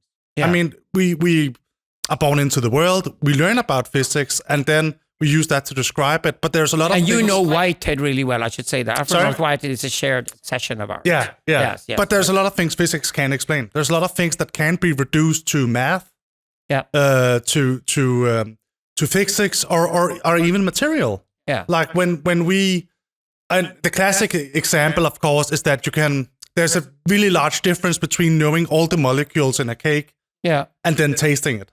Yeah. I mean, and the same way, what I call reverse reductionism is that I can have a rock in my hand, a pet rock, if you like. I can put some clothes in the pet rock. It's not going to talk to me. It's not going to make love to me. It's not going to feed me. It's a fucking rock. Yeah, sure. Okay. Yeah. If you say it has some kind of proto-consciousness to it, you're ridiculous. Yeah, that's the other way of I was tired of the reductionism. Yeah. And I started looking at people do it, emergentism. And I discovered nobody's done the work. That was exactly the problem. It's like this minefield there. The emergentism is the only alternative to reductionism. Yeah. So you and I've done philosophy on time. Yeah. I start with time rather than space. Sure. I think space is a byproduct of time rather than the way around. Yeah. So philosophy of time for me was a given. And once you start thinking through time properly, you discover that if you think time separate from space, and then you think space is an attachment to time, you can think hyper time. Yeah. Right? And then you can think space time. Yeah. And you have two categories of time right there. So there's which one... for physicists actually help them a lot in their work. It makes it easier for them to understand what they're doing. So it was very helpful to find these tools even for physicists, which is a good sign. Yeah. But when I started doing this work, and I also realized I couldn't be naive about this because people are doing emergences in a very sloppy way. Yeah. So the events in human history have an equivalent in cosmological history. Yeah. And we now call them emergences, like the birth of physics. Absolutely. The birth of chemistry. Yeah. The birth of biology. Yeah. And if we're a little bit flamboyant here with human aspect of things, because we are humans, we call it the birth of consciousness, or whatever you Absolutely. call it. So these different births of things that are fundamentally irreducible to what preceded them. Yeah. From a storytelling point of view. That's all we need to So I think the two... It doesn't make any sense to reduce them to what's before. Like, no. If I walk out of a great restaurant and just had a fantastic meal and said, what a lovely dinner, I don't want to hear what kind of molecules were in the meatballs. It doesn't enhance the experience of meatballs. I mean, they'll often I don't care. use that in like biological... Yeah. But I understand what you mean. I mean, it's not a part of the experience necessarily. So what we are looking at are two things. We're looking at difference and we're looking at identity. Yeah. And the thing is, like, the problem with reductionism is you say, well, biological life at some point in their development becomes self-conscious, and then you say self-consciousness is just advanced biology. But really... Doesn't make any sense. Really, there are two different things. It's like it's like saying, well, a heap is just like sand corns. Yeah. But in some sense, the heap is its own thing. But the difference between sand corn and heap is just much less radical than the difference between matter and mind, for instance. And here comes an important point. We use the word law. Yeah. Laws were originally written to dictate and control the human society. Yeah. So it's a very human innovation. Like very much we started applying laws on nature and called them laws of nature, as if nature had laws. Yeah. You know, Newton still believed there was a God, a creator God or something, who had dictated the laws or set them up. And when I started doing pragmatism, which is prior to Whitehead, which is 19th century American philosophy, I just realized that, okay, these guys figured out that there are really no laws of nature, they're just habits. Yeah. And those habits can break and change depending on things that happen. So what was really instrumental for me was to see that there's an emergence here, something radical happens. Is irreducible to what preceded it. Yes. It has to be described as something radical that happens. There is something that happens afterwards. And what happens afterwards, if the emergence hangs on, there's some kind of stability around the emergence, is that we see a vector coming out of the vertex. Sure. And then after that, you and I develop what we call the emergence vector theory. Yeah, so which is a general theory for all kinds of emergences and the vectors that come after that. Yeah. And what we dictated then as a principle was that a law is only the result of the emergence. Yeah. It cannot exist prior to the emergence. It's a behavioral pattern. Yeah, because otherwise you have a hidden creator God somewhere in creation. You can't have that. Sure. You cannot have that. I mean, because even, like, okay, so there are two things. Or rather, what is a habit prior to into the emergence becomes a law after the emergence. That's the way we describe it. Yeah, exactly. So you can, there are things that goes, like you can say, like, like frequency, for instance, it exists in physics. It also exists in how many times have I experienced something. But they're two, like, entirely different notions. So we have a tendency to use, like, very materialistic based language to describe our experiences. That also has something to do with how language is. And language, in a sense, is its own... We live in an industrial age where we totally overdo materia. So materia itself... Materia is very dominant right now. Materialism is dominated. Yeah. But it's boring reduction. Yeah, and if you look at the work, like, before the Enlightenment, you will see that the most of the language they use is very, very reliant on idealism. Yeah. Or the idea that, like, God, we are a part of the mind of God, and that is everything that exists. Yeah. So language changes when we discover new emergences. Yes. So and language will change again when like we get into the new paradigm of the digital. Yeah. So in a sense, like language is a very crude model of creating maps to understand reality. Yes. And what we are finding is that, well, there's not only one map. No. There are several different vectors of being, and in some sense, I don't use mathematics to describe what I felt when eating a meal. No. For instance, I use pathic-based language because this is what we call narratology. Narratology, The narratology is the three fundamental ways human beings tell stories, and they cannot be combined. They just have to be understood in isolated terms. We call it pathical narrative, logical narrative, mythical narrative. And it makes sense. Basically, human beings construct, even our brains are constructed. We have three brains. A mimetic brain, emotional brain, rational brains. Even our brain operates according to these three principles. There are three different ways of telling stories. That means there is no truth in the sense that a truth cannot be told as a truth, as the only truth. There are truths, and they're pluralists because there's a logical truth, a mythical truth, a pathical truth, to one of the same thing. And to really understand is to live in the dialectics between these three different truths, and that's the truth you can only have access to. You have to express it in one of them. Actually, you probably express it mythically at the end of the day. It's the thing to do. But so we clearly define it, and we did narratology based on my work with you. But what was important here is that once we've developed emergence vector theory, that was the easy part. Okay. And of course, it's underwhelming, which is the point with philosophy, because you kill other people's axioms and they hate you for it. Like, soul reductionists hate you, and they should hate it because we killed it for both of them. What was left, though, was that prior to the emergence, we had to do the hard work. And this is where you came into the picture. I really love you, and we struggled. But it's to understand what we now eventually end up calling virtuality. And you changed that, like, because we were talking about potential and actual. And then exactly. And then I said, there's a problem with that. Potentia, being Latin, has power in it. Potency. Now, what if there's something prior to even having the potency? And then I discovered that the term virtuality used by Deleuze was fantastic to use. What we then did is that we developed a model called VPA. So imagine you got a timeline, you got a now. It's hard to define a now to begin with. It's an ultimate philosophical term. For us, most phenomenologically, for most people, it's about 8 seconds. 4 seconds before it happened, 4 seconds after, we think of the now. Something like that. But the now, okay? There's a now there. And what we discovered was that potency occurs in the now. There's no potency before the now. No.